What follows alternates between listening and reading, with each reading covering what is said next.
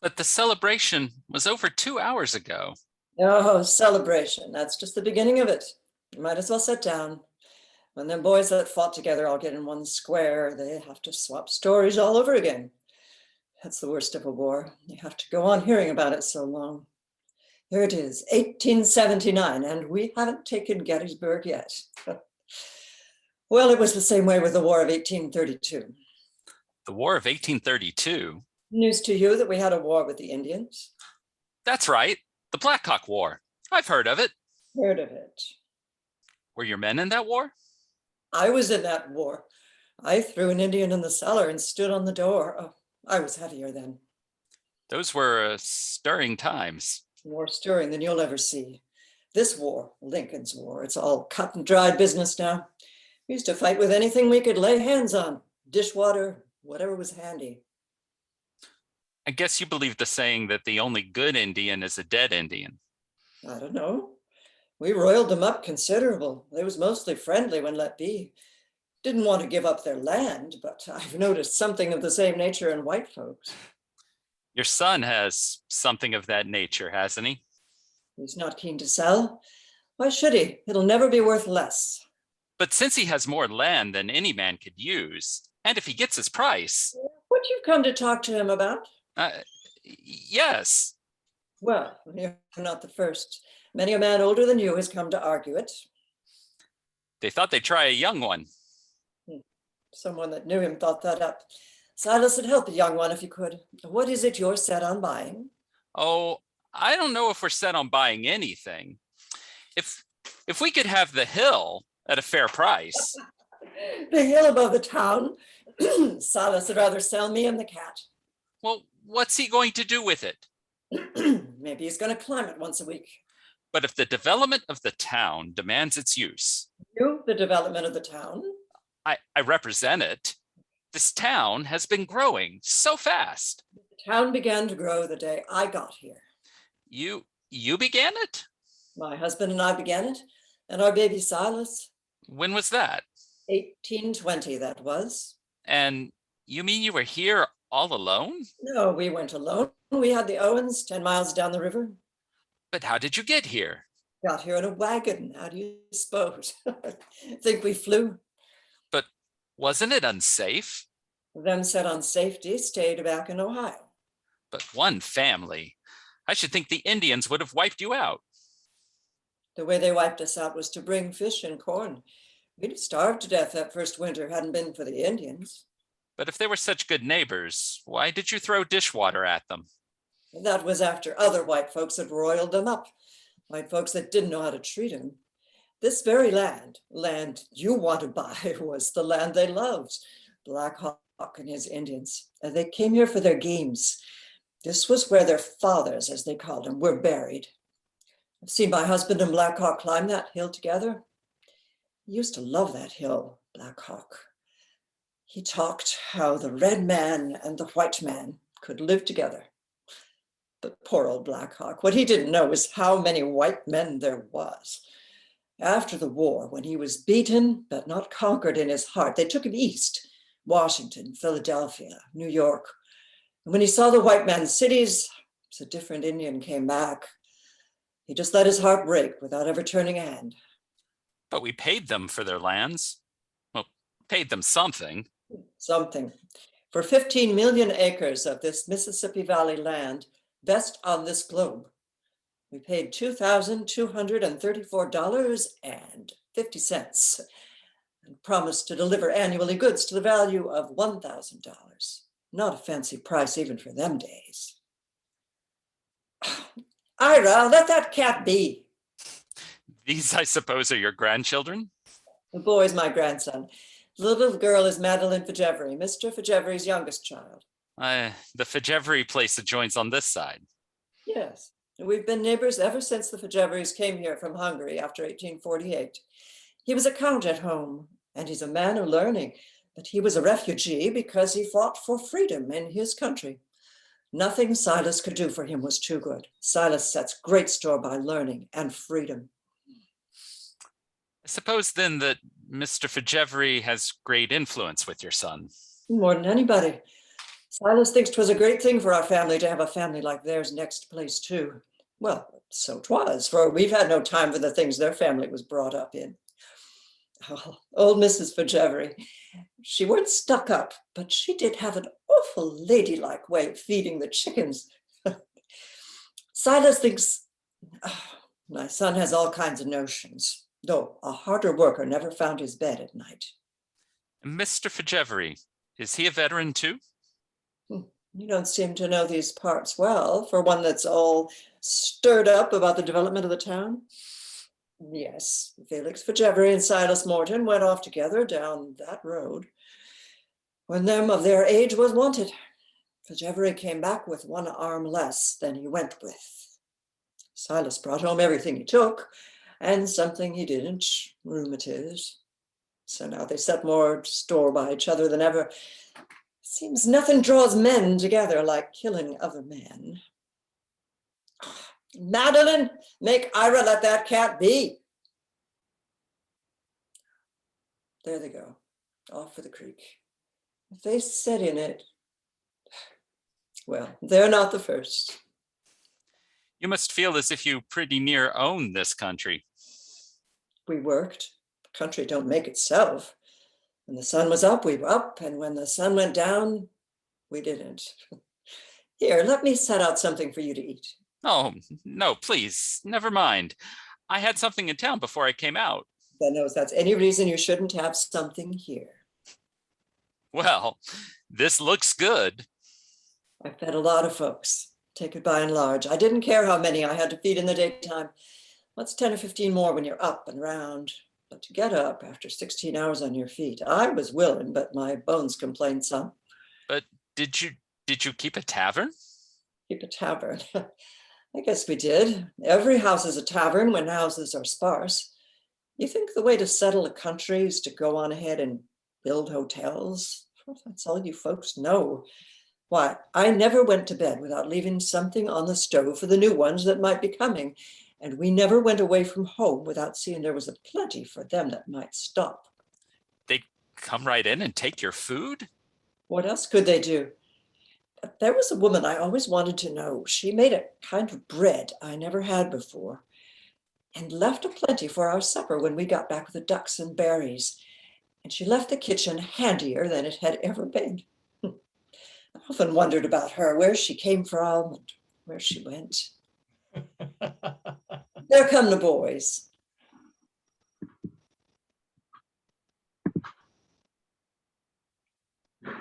How do, stranger? And how are you today, Mrs. Morton? I'm not a bed and don't expect to be. Where's Ira and Madeline? Mr. Fajevery's Delia brought them home with her. They've gone down to dam the creek, I guess. This young man's been waiting to see you, Silas. Yes, I wanted to have a little talk with you. Well, why not? We've been having a little talk ourselves, Mother. Nat Rice was there. I've not seen Nat Rice since the day we had to leave him on the road with his torn leg. Him cursing like a pirate. I wanted to bring him home, but he had to go back to Chicago. His wife's dead, Mother. Well, I guess she's not sorry. Why, Mother? Why, Mother? Nat Rice is a mean, stingy, complaining man, his leg notwithstanding. Where'd you leave the folks? Oh, scattered around. Everybody's visiting with anybody that'll visit with them. Wish you could have gone. I've heard it all. Your folks well? Oh, well, Mrs. Morton, and my boy Felix is home. He'll stop in here to see you by and by. Oh, he's a fine-looking boy, Mother. And think of what he knows. Mr. Fajevery's son has been to Harvard College. Oh, Well, quite a trip. Well, Mr. Morton, I hope this is not a bad time for me to present a little matter to you. That depends, of course, on what you're going to present. Mind if I present a little matter to your horse? Like to uncheck him so he can get a bite of grass. Why, yes, I suppose he would like that. You bet he'd like that. Wouldn't you, old boy? Your son is fond of animals. Lots of people is fond of him and good to him. Silas, I don't know, it's as if he was that animal. he has imagination. Think so? Mhm. Now, what's on your mind, my boy? This town is growing very fast, Mr. Morton. Yes, I know that. I presume you, as one of the early settlers, as, in fact, a son of the earliest settler, feel a certain responsibility about the welfare of. I haven't got it in mind to do the town a bit of harm. So, what's your point? More people, more homes, and homes must be in the healthiest places, the most beautiful places. Isn't it true, Mr. Fajevery, that it means a great deal to people to have a beautiful outlook from their house, well, an expanse? What is it they want to buy? These fellows that are figuring on making something out of expanse? It's all right, but just what is it? I am prepared to make you an offer, a gilt-edged offer for that hill above the town. The hill is not for sale. But wouldn't you consider a particularly good offer, Mr. Morton? Do you quite feel you have the right, the moral right to hold it? It's not for myself, I'm holding it. Oh, for the children? Yes, the children. But if you'll excuse me, there are other investments might do the children even more good. This seems to me the best investment.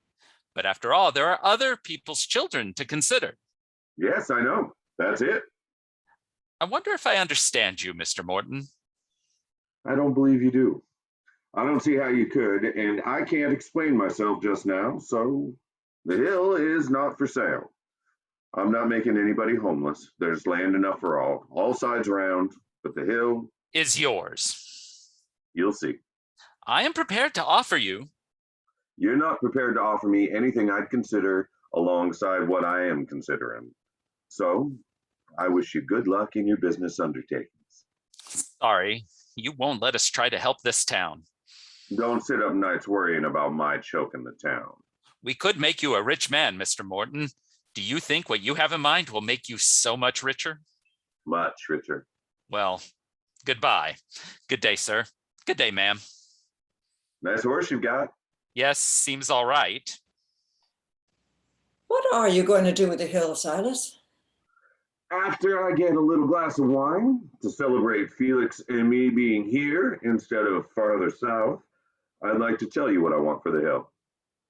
I've been wanting to tell you. I want to know. Just a little something to show our gratitude with. No, maybe it'd be better to sell the hill. Well, they're anxious. He seems to have another plan for it. Yes. Well, I hope the other plan does bring him something. Silas has worked all the days of his life. I know. You don't know that all of it, but I know. Know too well to think about it. I'll get more cookies. I'll get them, Mother. Get them myself. Pity if a woman can't set out her own cookies. I wish Mother would let us do things for her. That strength is a flame frailness can't put out. It's a great thing for us to have her, this touch with the life behind us. Yes. And it's a great thing for us to have you, who can see those things and say them. What a lot I'd have missed if I hadn't had what you've seen. Oh, you only think that because you've got to be generous. I'm not generous. I'm seeing something now. Something about you. I've been thinking of it a good deal lately.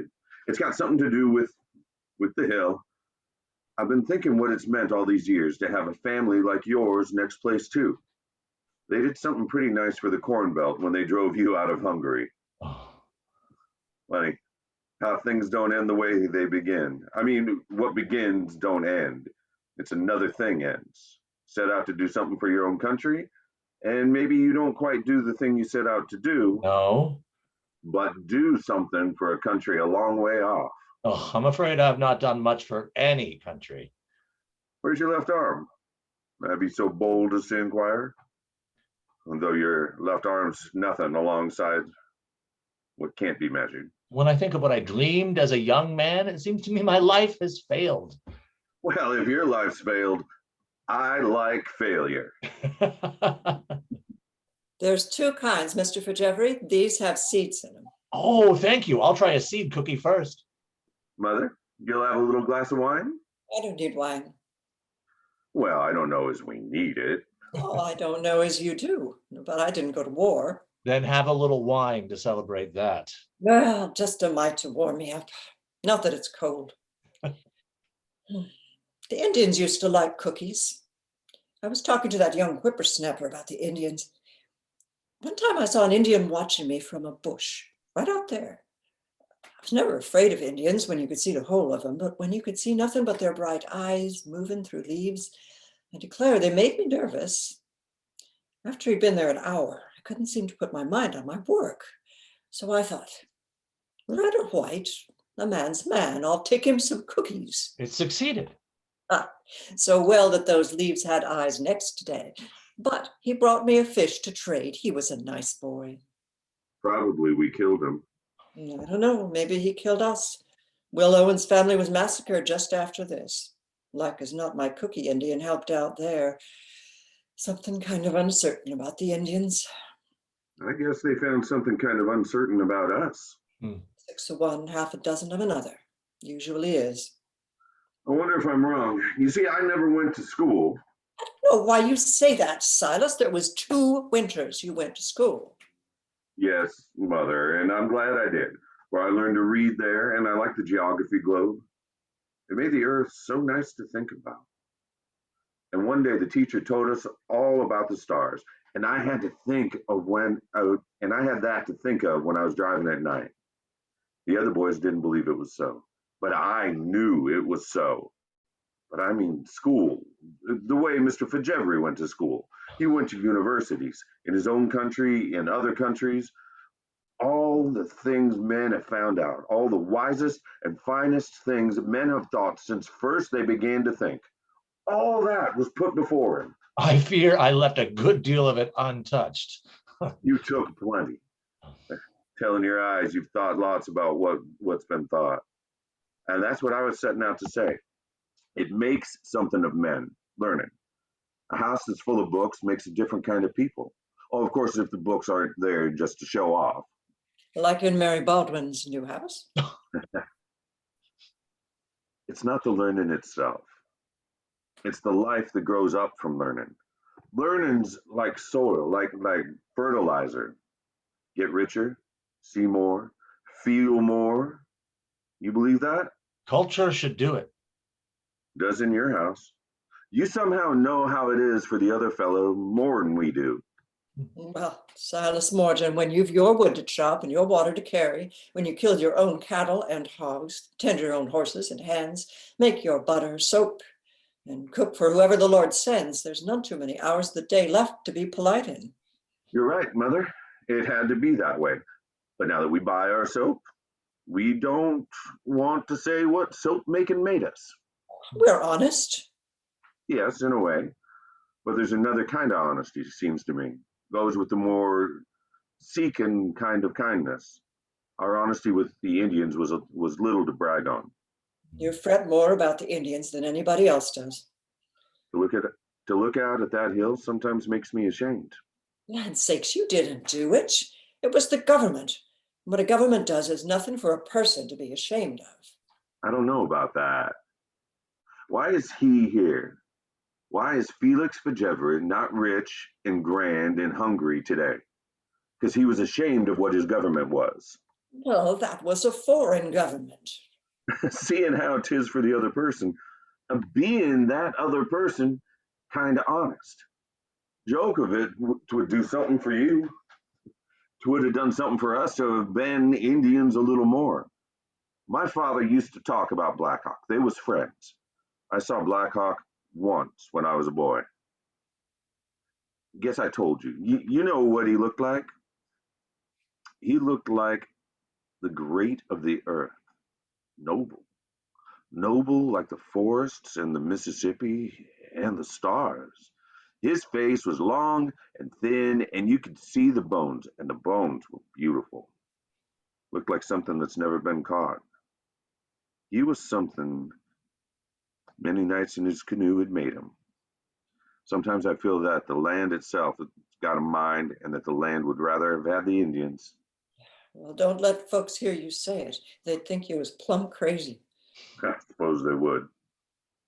But after you've walked a long time over the earth, and you all alone, Didn't you ever feel something come up from it that's like thought? I'm afraid I never did, but I wish I had. I love land, this land.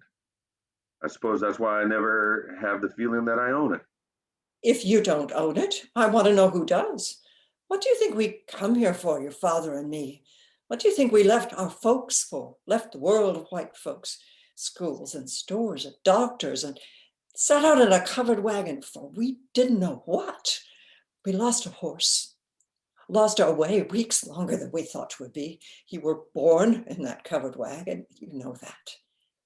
But what you don't know is what that's like without your own roof or fire, without.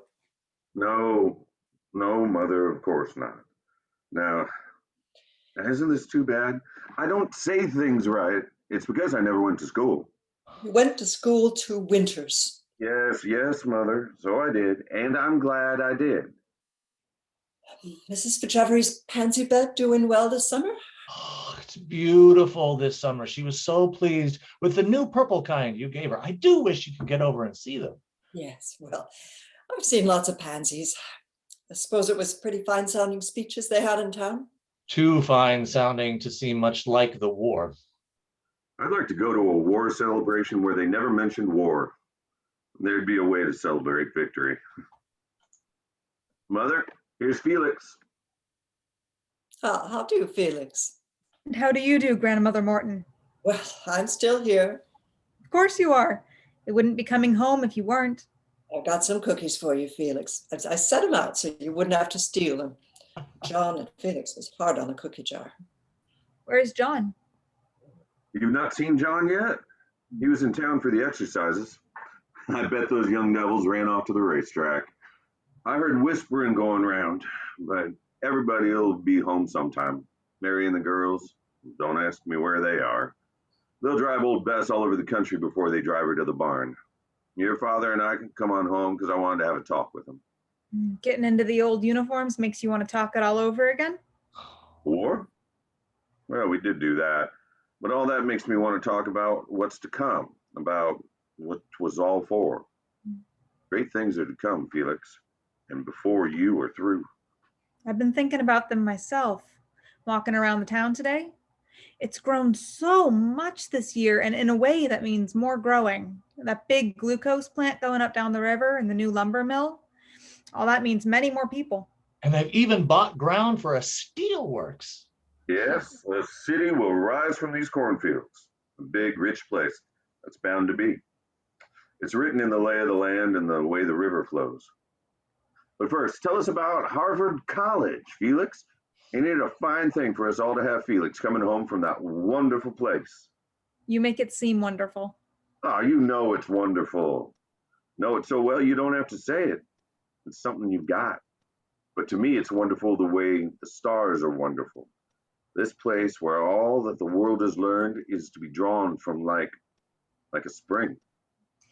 You almost say what Matthew Arnold says, a distinguished New English writer who speaks of the best that has been thought and said in the world. Best that has been thought and said in the world. That's what the hill is for. Don't you see it? End of our trail. We climb a hill and plant a college. Plant a college. So as after we're gone, that college says for us, says in people learning has made more. This is why we took this land. You mean, Silas, you're going to give the hill away? The hill at the end of our trail? How could we keep that? I want to know why not. Hill or level, land's land, and not a thing you give away. Well, don't scold me. I'm not giving it away. It's giving itself away, get down to it. Talk to me as if I was feeble-minded. I'm talking with all the mind I've got. If there's not mind in what I say, it's because I've got no mind. But I have got a mind, haven't I? You ought to know, seeing as you gave it to me. Ah, no, I didn't give it to you. Well, you made me know it was there.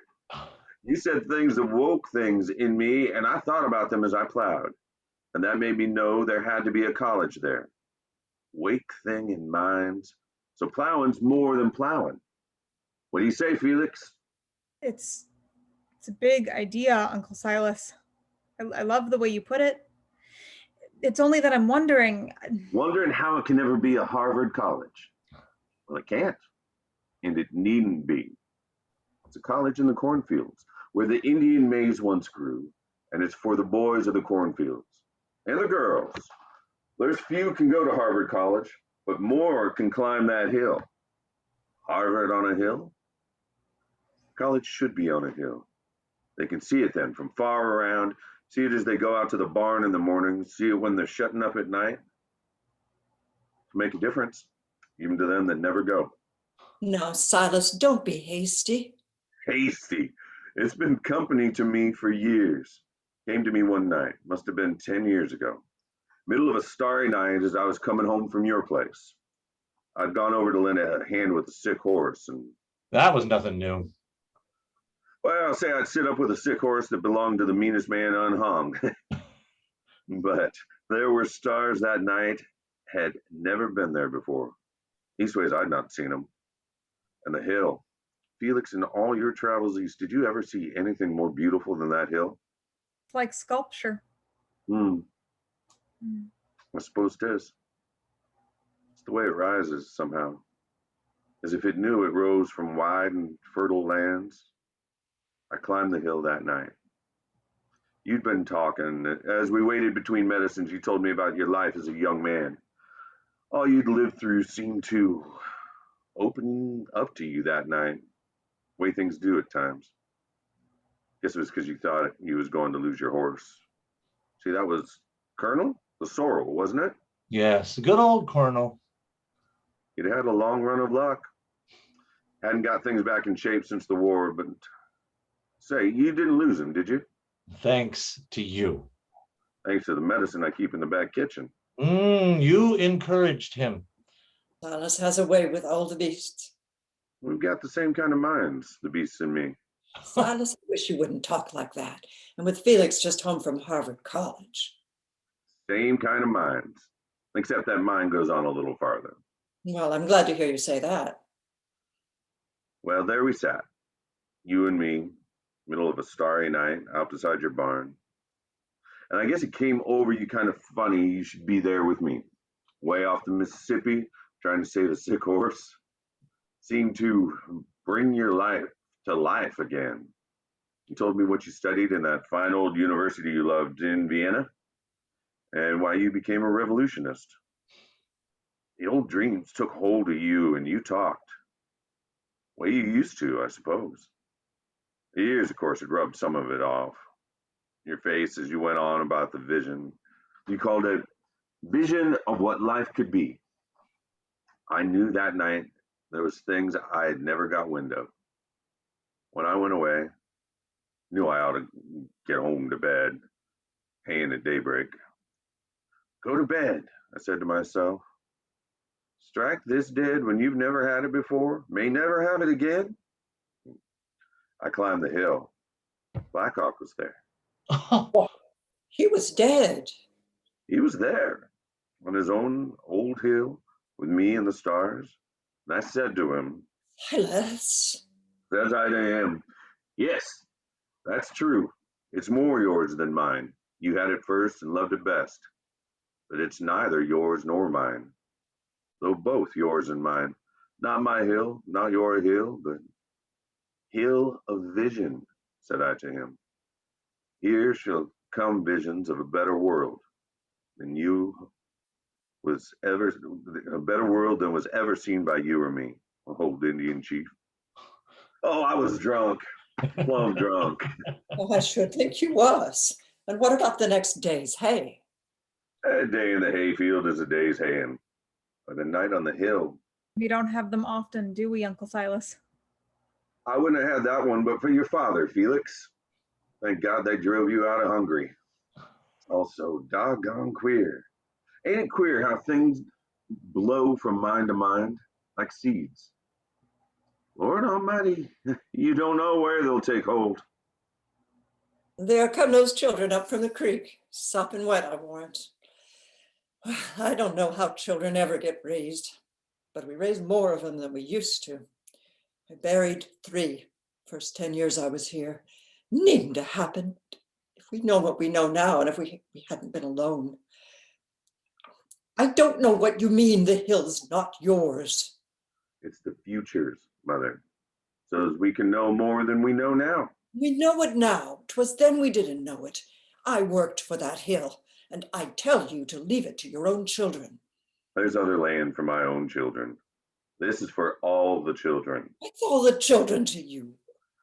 Oh, Mother, what a thing for you to say.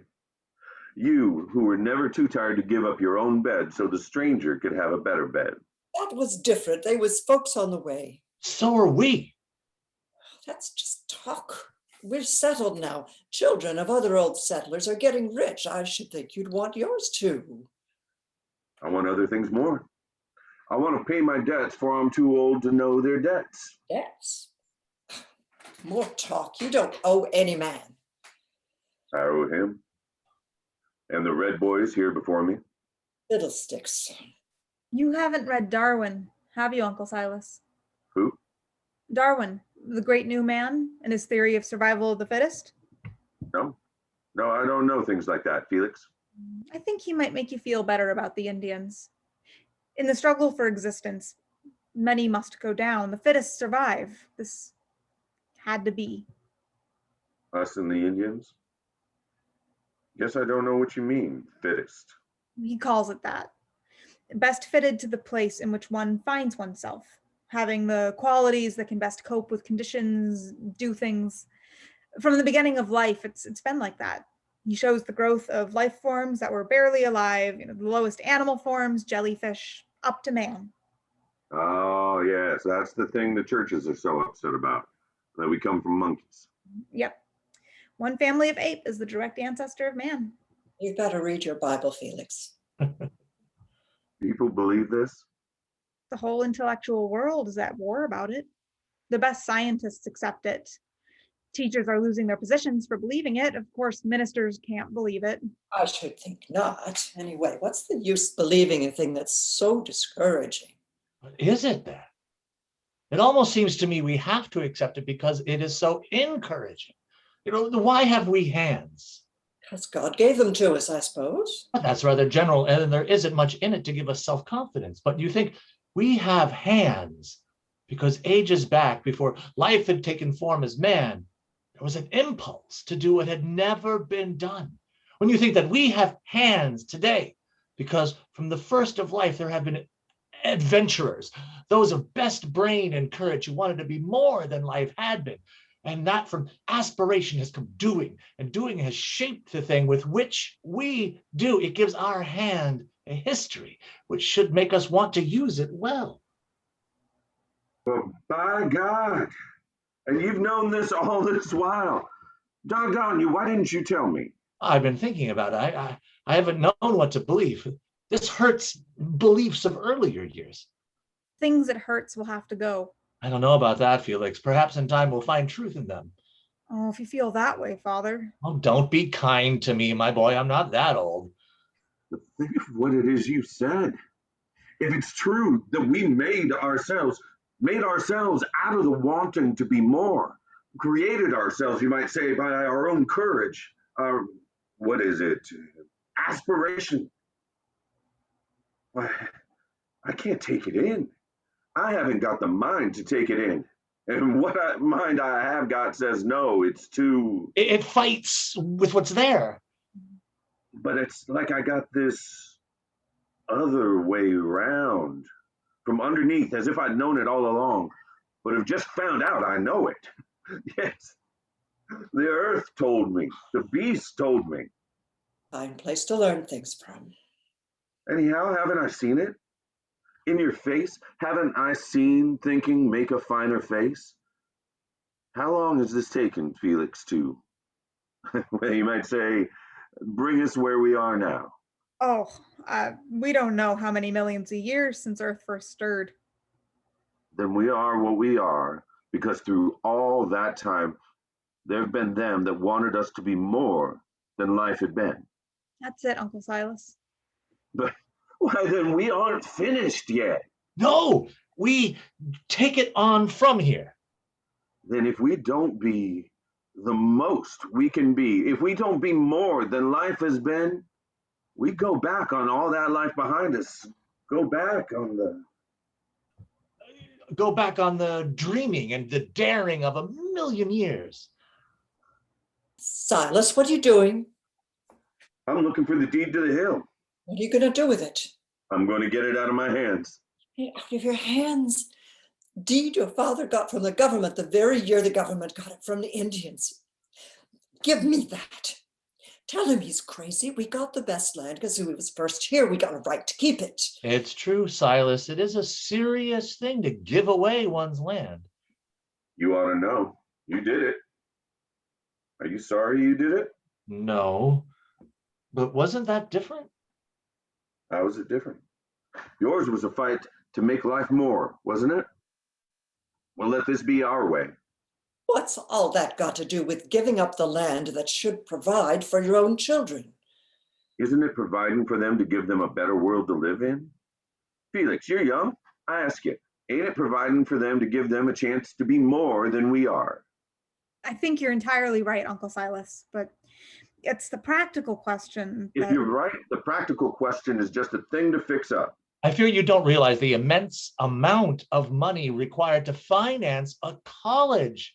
The land would be a start. You would have to interest rich men. You'd have to have a community in sympathy with the thing you wanted to do. Can't you see, Silas, that we're all against you? All against me. But how can you be? Look at the land we walked in and took. Was there ever such a chance to make life more? Why, the buffalo here before us was more than we if we do nothing but prosper.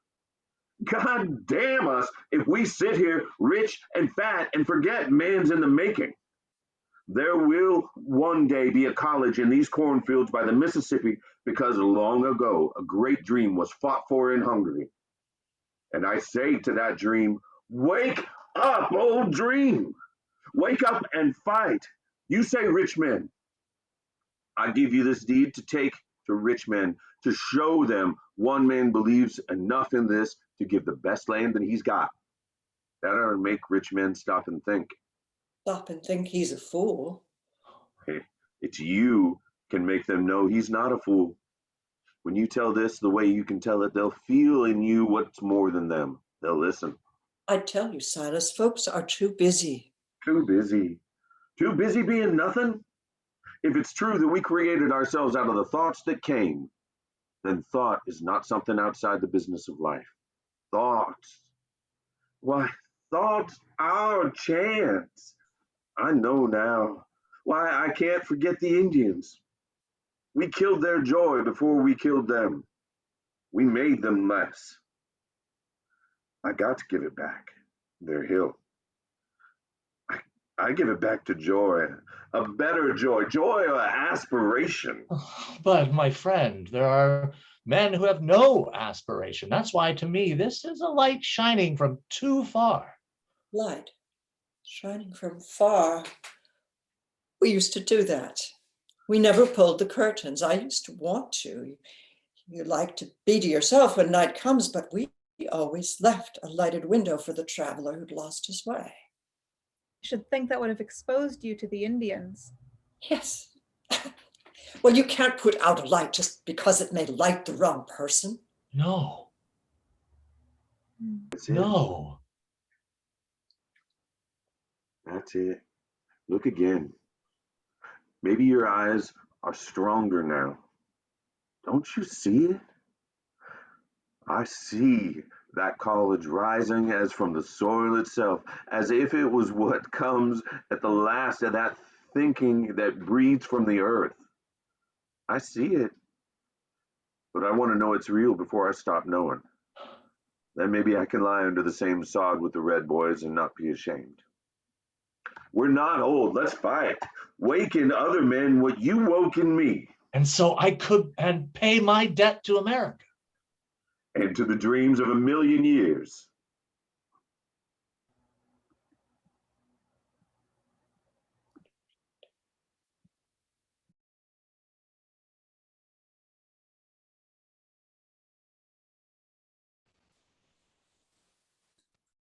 And this was the boy who founded the place, eh?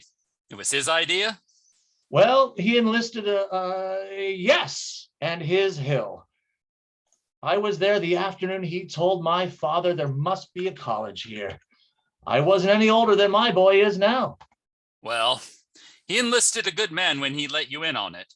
I've been told the college wouldn't be what it is today, but for you, Mr. Fitzgerald. I have a sentiment about it, and where our sentiment is, there our work goes also. Well, yes, it was those mainsprings of sentiment that won the war. Morton College did her part in winning the war. I know, a fine showing. And we're holding up our end right along. You'll see the boys drill this afternoon. It's a great place for them. Here on the hill, shows up from so far around. There's a fine lot of fellows. You know, I presume, that they went in as strikebreakers during the trouble down here at the steelworks. The plant would have had to close, but for Morton College. There's one reason I venture to propose this thing of a state appropriation for enlargement. Why don't we sit down a moment? There's no conflict with the state university. They have their territory, we have ours. Ours is an important one, industrially speaking. The state will lose nothing in having a good, strong college here, a 100% American college. I admit, I am very favorably impressed. I hope you'll tell your committee so, and let me have a chance to talk to them. Let's see. Haven't you a pretty radical man here? I wonder if you mean Holden? Holden's the man. I've read things that make me question his Americanism. Oh, I don't think he's so much a radical as a particularly human being. But we don't want radical human beings. He has a genuine sympathy with youth. That's invaluable in a teacher, you know. And then he's a scholar. Oh, scholar. We can get scholars enough. What we want is Americans. Americans who are scholars. You can pick them off every bush. Pay them a little more than they're paid in some other cheap John college. Oh, excuse me. I don't mean that this is a cheap John college. Of course not. One couldn't think that of Morton College, but that pay them a little more interests me. That's another reason I want to talk to your committee on appropriations. We claim to value education, and then we let highly trained, gifted men fall behind the plumber. That's the plumber's fault. Let the teachers talk to the plumber. No, better not let them talk to the plumber. He might tell them what to do about it. In fact, is telling them. That's ridiculous. They can't serve both God and mammon. Then let God give them mammon. I mean, let the state appropriate. Of course, this state, Mr. Fitzgerald, appropriates no money for radicals. Excuse me. Why do you keep this man Holden? In the scholars world, we're known because of him. And really, Holden's not a radical in the worst sense. What he doesn't see is expediency, not enough the man of affairs to realize that we can't always have literally what we have theoretically. He's an idealist, something of the man of vision. If he had the right vision, he'd see that we don't every minute have literally what we have theoretically because we're fighting to keep the thing we have. Oh, I sometimes think the man of affairs has the only vision. Take you, Mr. Fitzgerald, a banker. These teachers, books. Books! Why, if they had to take for one day the responsibility that falls on your shoulders, big decisions to make, man among men, and all the time, worries, irritations, particularly now with labor riding the high horse like a fool. I know something about these things. I went to the State House because my community persuaded me it was my duty. But I'm the man of affairs myself. Oh, yes, I know. Your company did much to develop that whole northern part of the state. I think I may say we did. Well, that's why after 3 sessions, I'm chairman of the Appropriations Committee. I know how to use money to promote the state.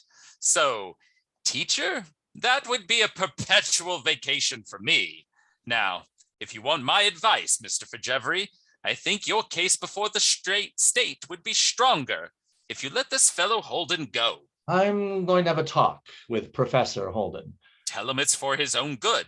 The idea of a college professor standing up for conscientious objectors. That doesn't quite state the case. Fred Jordan was one of Holden's students, a student he valued. He felt Jordan was perfectly sincere in his objection. Sincere in his objections. The nerve of him, thinking it was his business to be sincere. He was expelled from college, you may remember. That was how we felt about it. I should hope so.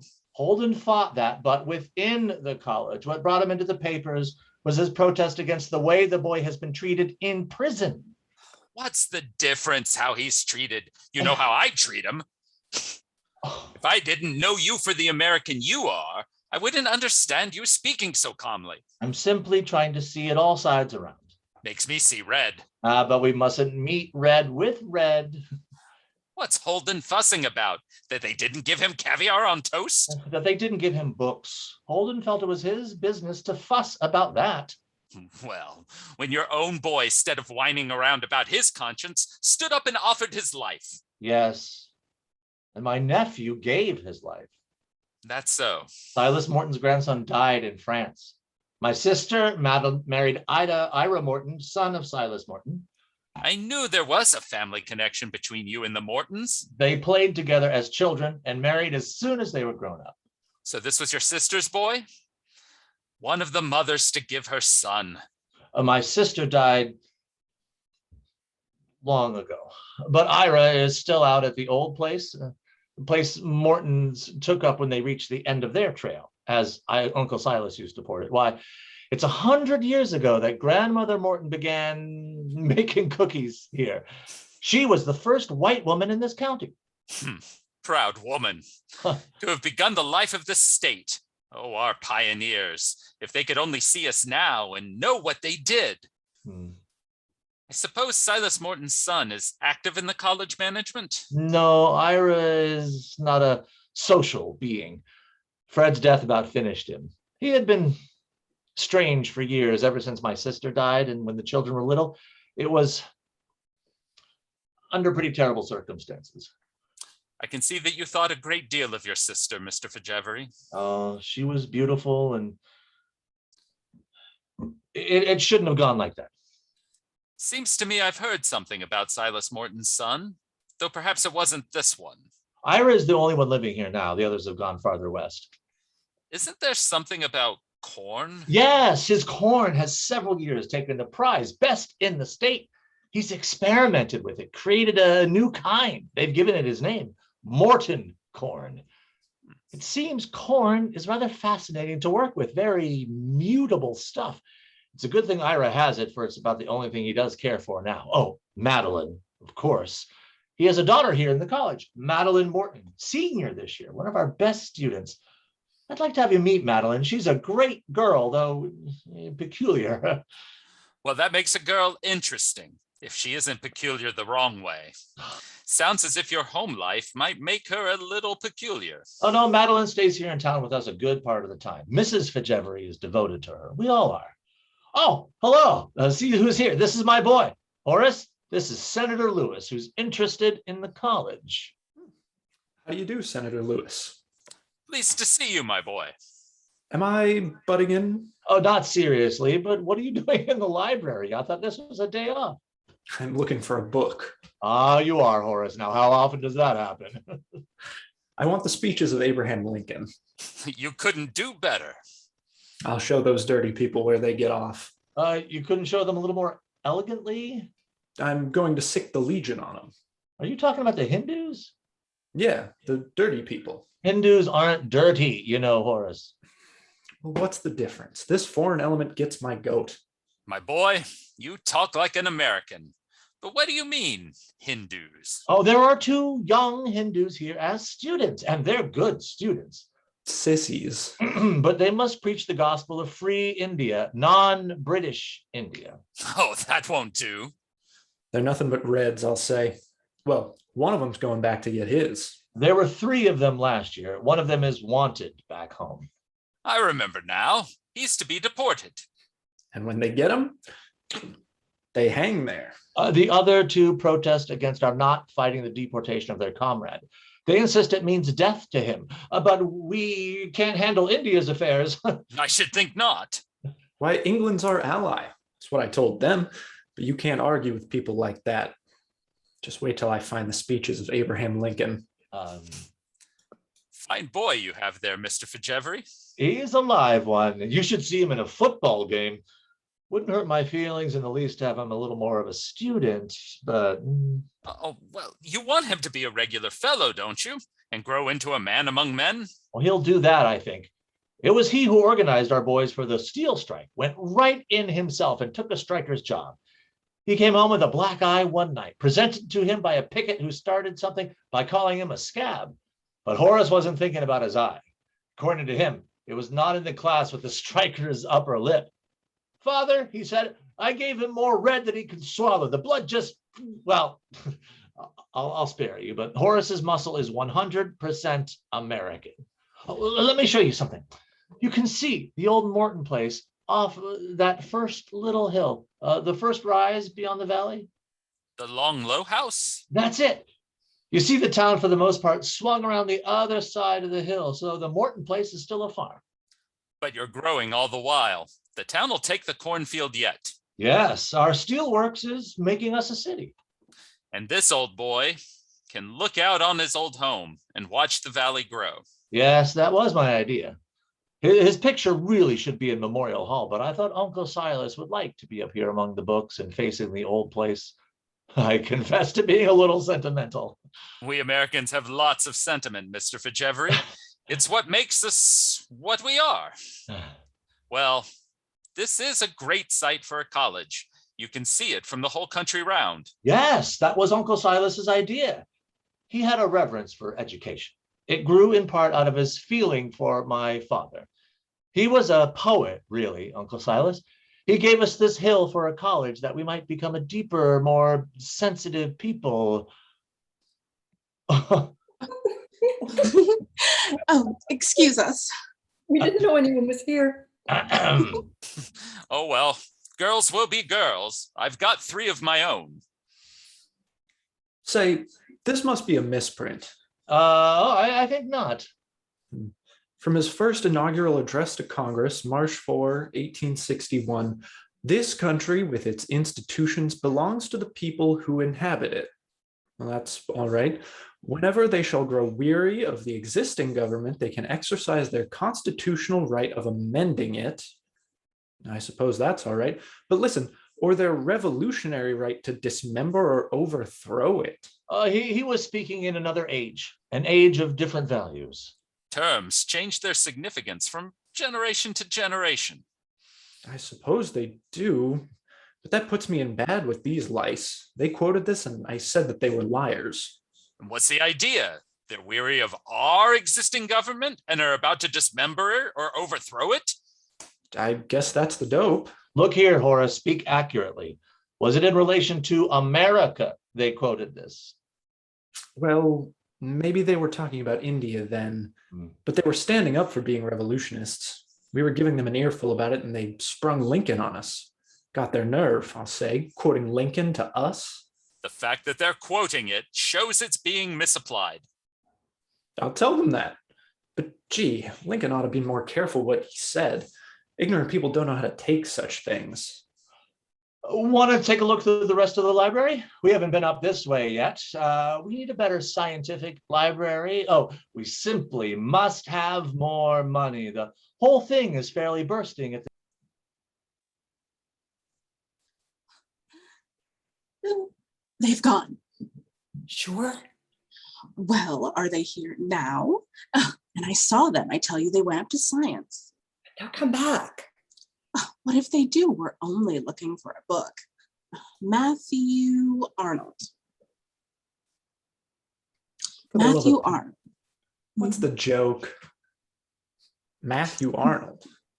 My idea of nowhere to go for a laugh. When I wrote my theme on him last week, he was so dry I had to go out and get a Morton Sunday. Say, how'd you get that way? Now, Horace, don't you tell. What'd I tell? Except, what's this? Horace, now don't you great, strong, mean thing. Fussy, make him stop. My dad's around here, showing the college off to a politician. If you don't come across with the sheet of mystery, I'll back you both out of here. And... Horace, you're just horrid. Sure, I'm horrid. That's the way I like to be. To Eben, you are the idol of my dreams. I worship from afar. What is this? Listen, Horace, and don't you tell. You know Eben Weeks, he's the homeliest man in school. Wouldn't you say so? Awful Jay. Like to get some of the Jays out of here. But listen, of course, no girl would look at him. So we thought up the most killing joke. Now, he hasn't handed in his Matthew Arnold dope. I heard old Mac hold him up for it. But what do you think he said? That he'd been plowing. Said he was trying to run a farm and go to college at the same time. Isn't it a scream? We ought to make it more unpleasant for some of those Jays. Gives the school a bad name. But listen, Horace, honest, you'll just die. He said he was going to get the book this afternoon. Now you know what he looks like, but he turns to... I'll get him all fussed up and for nothing at all. Too bad that class of people come here. I think I'll go to Harvard next year. Haven't broken into my parents, but I've about made up my mind. Don't you think Morton's a good school, Horace? Morton's all right. Fine for the people who would naturally come here. But one gets an acquaintance at Harvard. Where'd you want these passionate lines? Say, old Bones could really spill the English. What? Listen to this flyer. For when we say that culture is to know the best that has been thought and said in the world, we simply imply that for culture, a system directly tending to the end is necessary in our reading. The best that has been thought and said in the world. You haven't made a large contribution to that, have you, Horace? Madeline, you don't want to let this sarcastic habit grow on you. Thanks for the tip. Oh, Madeline, you know... Don't be silly. Who are you playing with? Want me to play with you, Madeline? I'd rather play with you than talk to you. Same here. Aren't cousins affectionate? But first, I'm looking for a book. Well, I can tell you without your looking it up, he did say it. But that was an age of different values anyway. The fact that they're quoting it shows it's being misapplied. Father said so. Oh, well, of course, if you don't want to be serious. What are you two talking about? Madeline happened to overhear a little discussion down on campus. Listen, you know something? Sometimes I think Madeline Morton is a highbrow in disguise. Say, you don't want to start anything like that. Madeline's all right. She and I treat each other rough, but that's being in the family. Well, I'll tell you something. I heard Professor Holden say Madeline Morton had a great deal more mind than she let herself know. Well, Holden, he's erratic. Look at how popular Madeline is. I should say. What's the matter with you, Fussy? Oh, I didn't mean it really hurt her. Guess it don't hurt her much at a dance.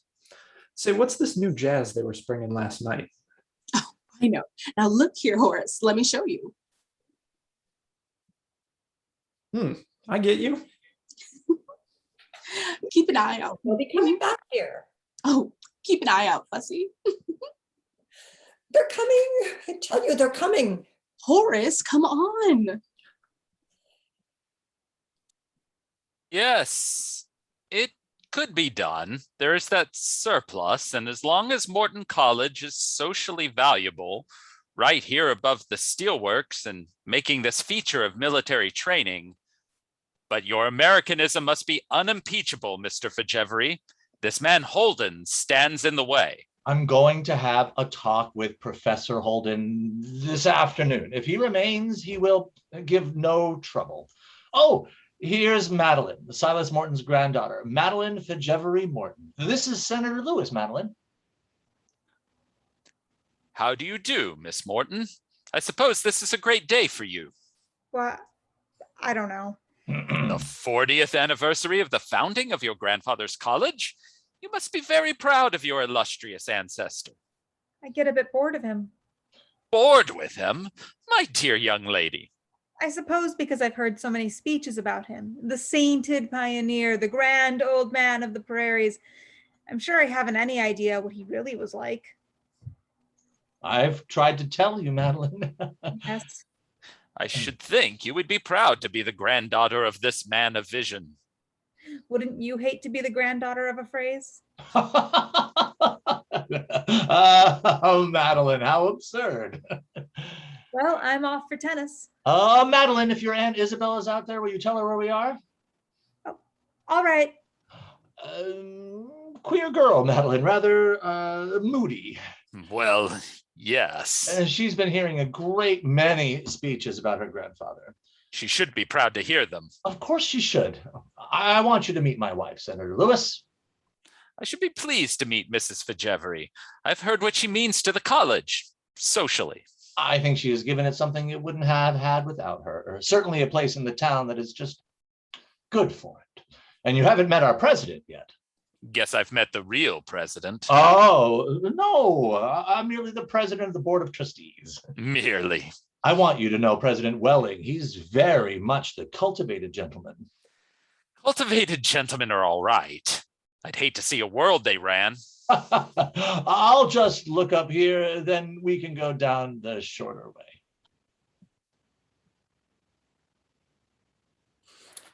Oh, I was just looking for a book. Quite a place to look for a book. Yes, it got there. I thought I'd put it back. Somebody might want it. I see, young lady, that you have a regard for books. Oh, yes, I do have a regard for them. And what is your book? Oh, it's nothing. Matthew Arnold? Nothing? Oh, I didn't mean him. A master of English? I'm glad, young woman, that you value this book. Oh, yes, I'm awfully fond of it. I am interested in you young people of Morton College. Well, that's so good of you. What is your favorite study? Well, I like all of them.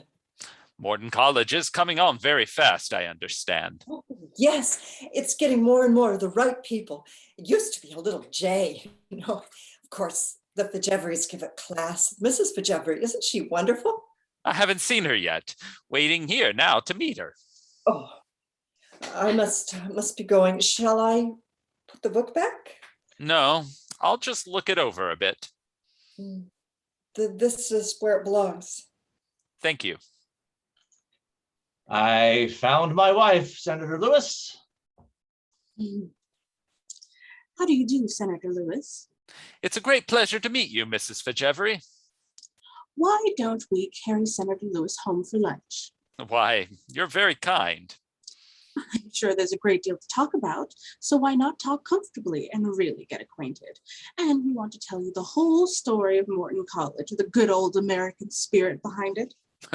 I am glad to find you an American, Mrs. Fijevery. Oh, that we are. Morton College is 100% American. Our boys... Father, will you go after Madeline? The police have got her. What? What absurd thing are you saying, Horace? The awful row down on campus. The Hindus. I told them to keep their mouth shut about Abraham Lincoln. I told them the fact that they were quoting him. Never mind what you told them. What happened? Oh, well, we started to rustle them along a bit. They had handbills telling America what to do about deportation. Not on this campus, I say, so we were putting a stop to it. They resisted, particularly the fat one. The cop at the corner saw the row, came up. He took hold of Bakshish, and when the dirty anarchist didn't move along fast enough, he took hold of him, a bit rough, you might say. When Madeline rushed up, calls to the cop, "Let that boy alone."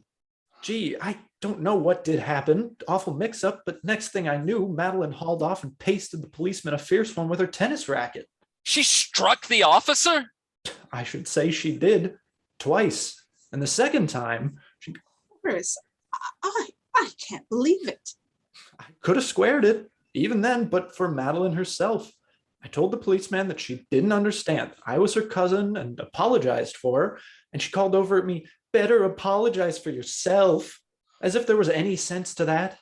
And she looked like a tiger, honest. Everybody was afraid of her. I kept right on trying to square it, told the cop she was the granddaughter of the man that founded the college, that you were her uncle.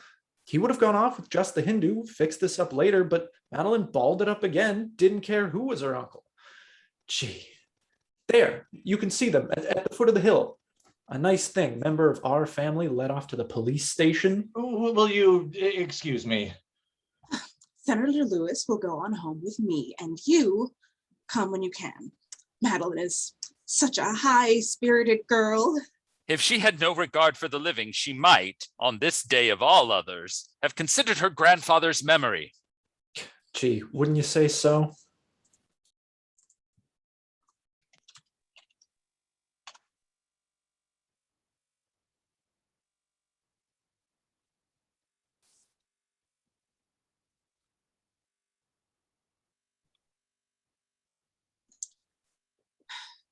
Here's Professor Holden, Mr. Fajevery. Mr. Fajevery is looking for me? Yes. Was I mistaken? I thought our appointment was for 5. Quite right, but things have changed, so I wondered if I might have a little talk with you now. To be sure. Shall we go downstairs? I don't know. Nice and quiet up here. Harry, the library is closed now, isn't it? Yes, it's locked. And there's no one in here? No, I've been all through. Oh, there's a committee downstairs. This is a terrible day. We'd better stay up here. Harry, when Miss Morton arrives, I want you to come and let me know. Ask her not to leave the building without seeing me. Yes, sir. Oh, well, it's been a day. Not the day I was looking for. No? You're very serene up here. Yes, I wanted to be serene for a little while. Emerson, Whitman, have they anything new to say on economics? Well, perhaps not. But I wanted to forget economics for a time. I came up here by myself to try and celebrate the 40th anniversary of the founding of Morton College. Yes, I confess I've been disappointed in the anniversary. As I left Memorial Hall after the exercises this morning, Emerson's words came into my mind. Give me truth, for I am tired of surfaces and die of inanition. Well, then I went home. How is Mrs. Holden? Better, thank you, but not strong. She needs the very best of care for a time, doesn't she? Yes. Hmm. Then this is something more than the 40th anniversary, you know. It's the first of the month. And illness hasn't reduced the bills. I didn't want this day to go like that, so I came up here to try and touch what used to be here. But you speak despondently of us, and there's been such a fine note of optimism in the exercises. I didn't seem to want a fine note of optimism. I wanted a gleam from reality. To me, this is reality, the robust spirit created by all these young people. Do you think it is robust? I've been reading Whitman. This day has to be itself. Certain things go, others come. Life is change. Perhaps it's myself I'm discouraged with. Do you remember the 10th anniversary of the founding of Morton College? 10th. Oh, yes, that was when this library was opened.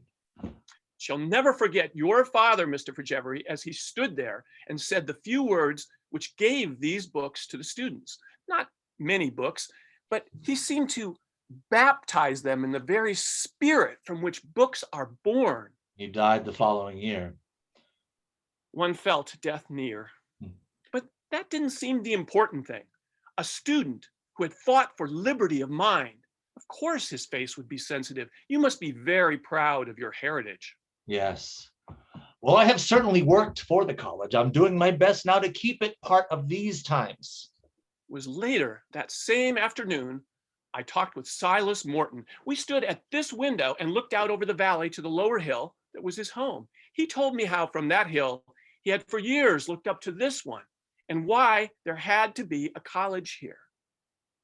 I never felt America as that old farmer made me feel it. I'm sorry to break in with practical things, but alas, I am a practical man and forced to be. I too have made a fight, though the fight to finance never appears an idealistic one. But I'm deep in that now, and I must have a little help. At least I must not have stumbling blocks. Am I a stumbling block? Candidly, you are a little hard to finance. Here's the situation. The time for being a little college has passed. We must take our place as one of the important colleges. I make bold to say one of the important universities of the Middle West. But we have to enlarge before we can grow. Yes, it is ironic, but that's the way of it. It was a nice thing to open the anniversary with $50,000 from the steelworks, but $50,000 nowadays to an institution? They'll do more later when they see us coming into our own. Meanwhile, as you know, there's this chance for an appropriation from the state. I find that the legislature, the members who count, are very friendly to Morton College. They like the spirit we have here. Well, now I come to you. And you are one of the big reasons for my wanting to put this over. Your salary makes me blush. It's all wrong that a man like you should have these petty worries, particularly with Mrs. Holden so in need of the things a little money can do. Now, this man is a reactionary, so naturally he doesn't approve of you. So naturally, I am to go. Go? Not at all. What have I just been saying? Be silent then? Not that either. Not really, but be a little more discreet. This is what I want to put up to you. Why not give things a chance to mature in your own mind? Candidly, I don't feel you know just what you do think. Is it so awfully important to express confusion? The only man who knows just what he thinks at the present moment is the man who hasn't done any new thinking in the past 10 years. You and I needn't quarrel about it. I understand you, but I find it a little hard to interpret you to a man like Lewis. Then why not let a man like Lewis go to Thunder? And let the college go to Thunder? I'm not willing to do that. I've made a good many sacrifices for this college, given more money than I could afford to give, given time and thought that I could have used for personal gain. That's true, I know. I don't know just what I've done it.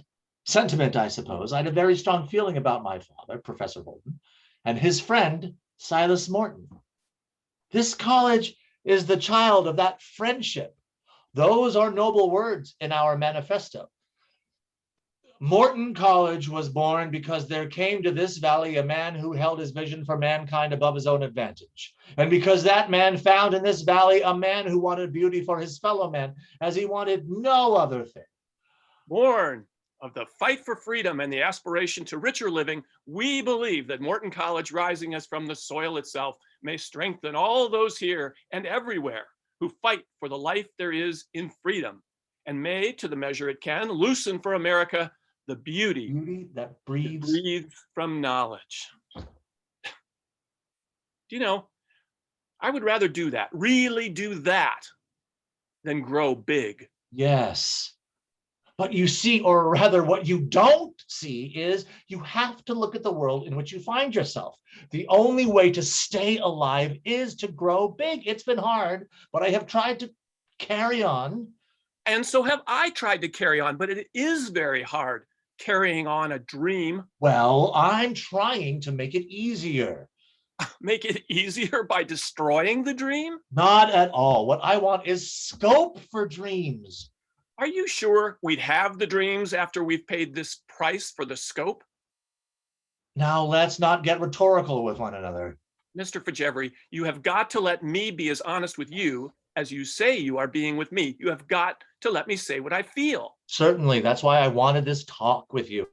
You say you have made sacrifices for Morton College. So have I. Well, I know that. You don't know all of it. I'm not sure you understand any of it. Oh, I think you're hard on me.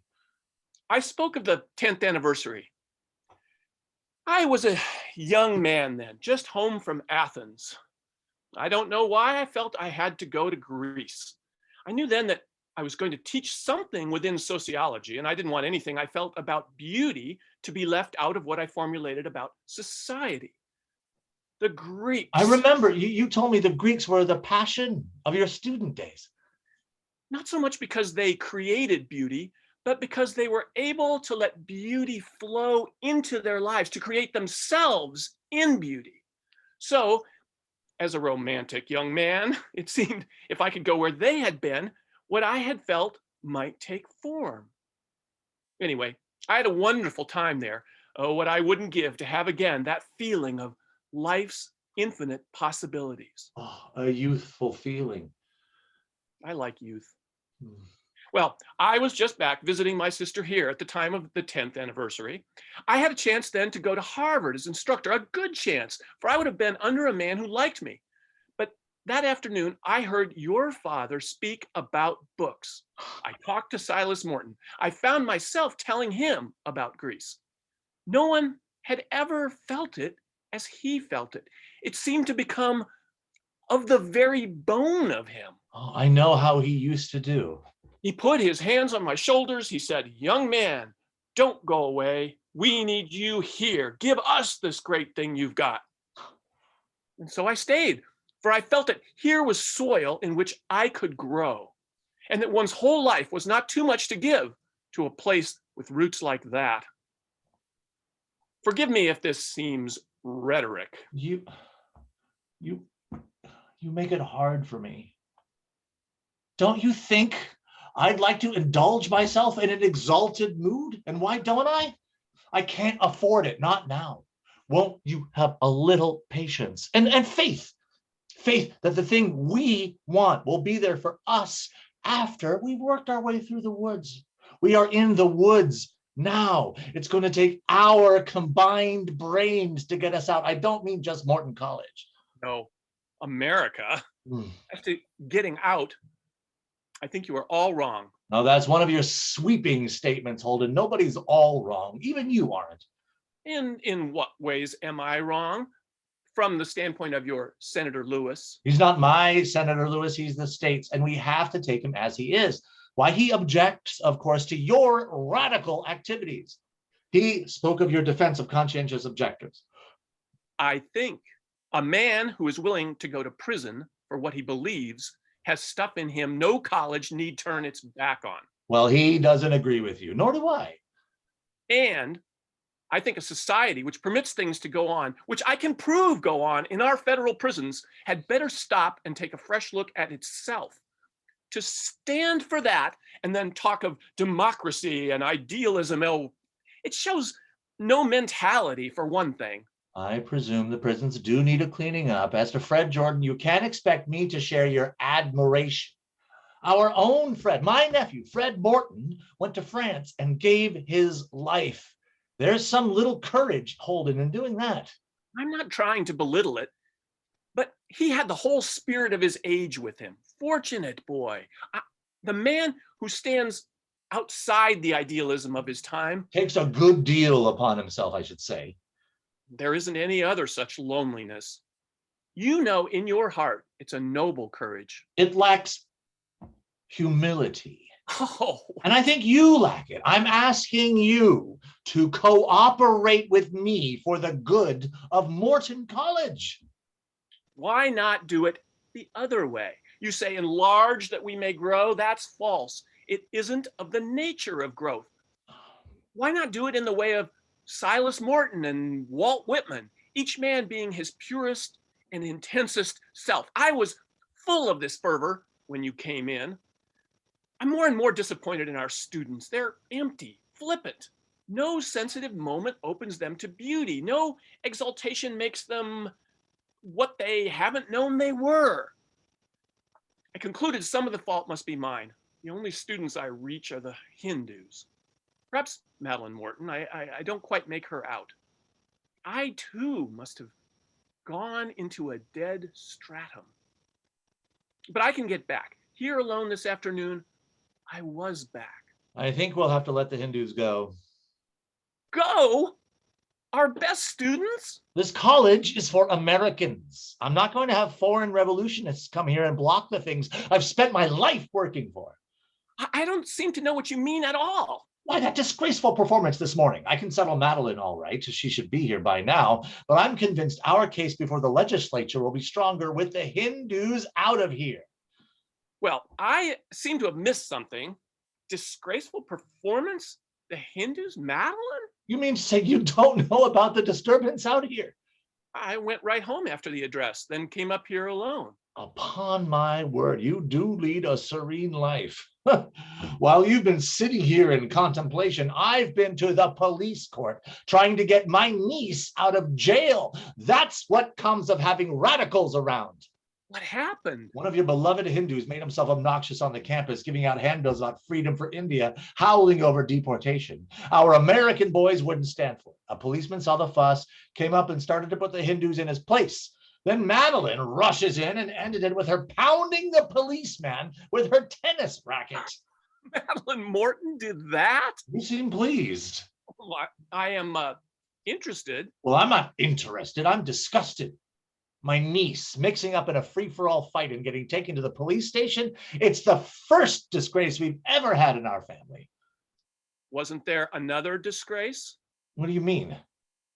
When your father fought his government and was banished from his country? That was not a disgrace. Wasn't it? See here, Holden, you can't talk to me like that. I don't admit that you can talk to me as you please and that I can't talk to you. I'm a professor, not a servant. Yes, and you're a damn difficult professor. I certainly have tried to handle me.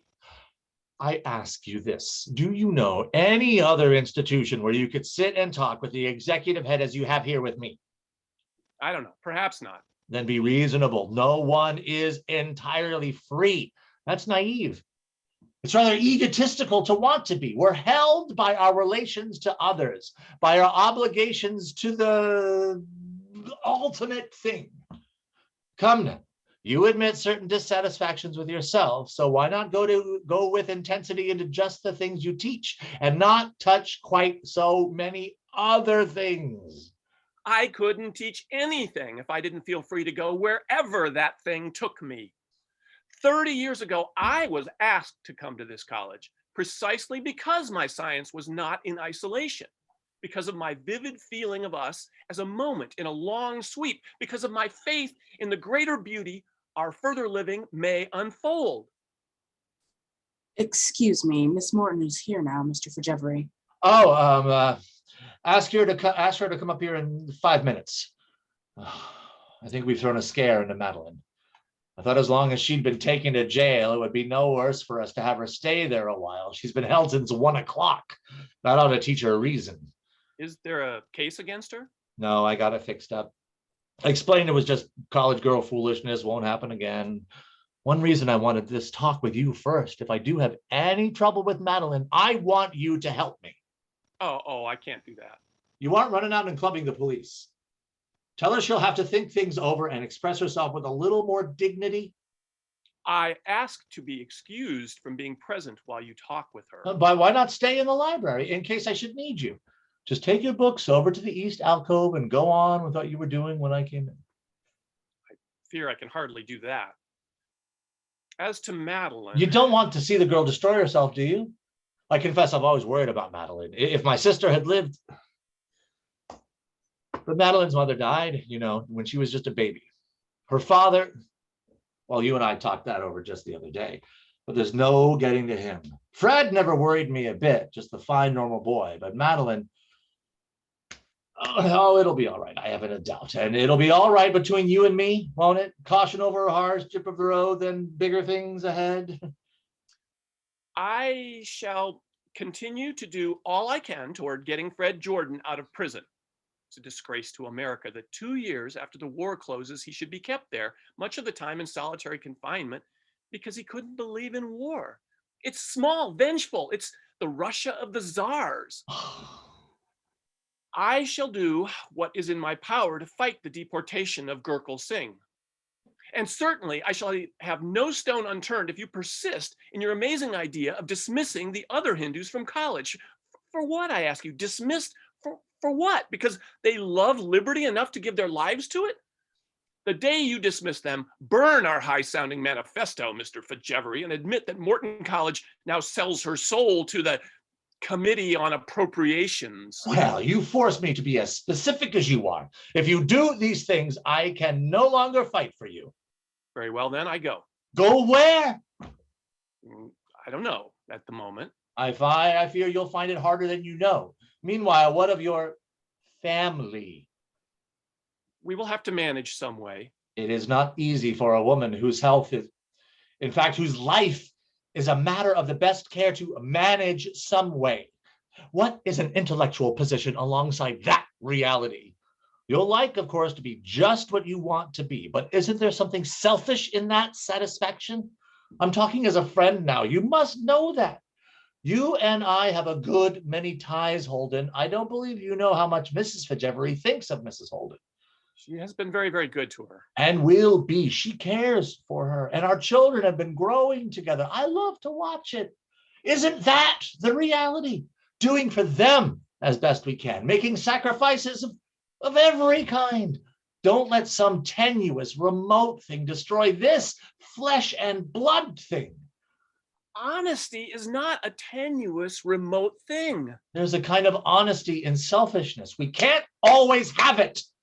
Oh, I used to go through things, but I've struck a pace. One does and goes ahead. Forgive me, but I don't think you've had certain temptations to selfishness. How do you know what I've had? You have no way of knowing what's in me, what other thing I might have been. You know my heritage. You think that's left nothing? But I find myself here in America. I love those dependent on me. My wife, who's used to a certain manner of living. My children, who are to become part of the America of their time. I've never said this to another human being. I've never looked at it myself. But it's pretty arrogant to think you're the only man who has made a sacrifice to fit himself into the age in which he lives. I hear Madeline. This hasn't left me in very good form for talking with her. Please don't go away. Just. You wanted to speak to me, Uncle Felix? Of course I want to speak to you. I feel just awfully sorry about banging up my racket like this. Oh. Second time it came down on his club. Why do they carry those things? Perfectly fantastic, I'll say, going around with a club. But as long as if you were asking me what I wanted for my birthday. Madeline, I am not here to discuss your birthday. I'm sorry to hear that.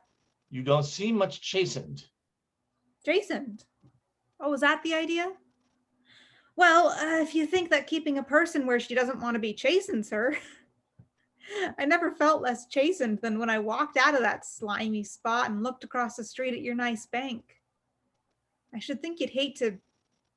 But Uncle Felix, you look tired out. I am tired out, Madeline. I've had a nerve-wracking day.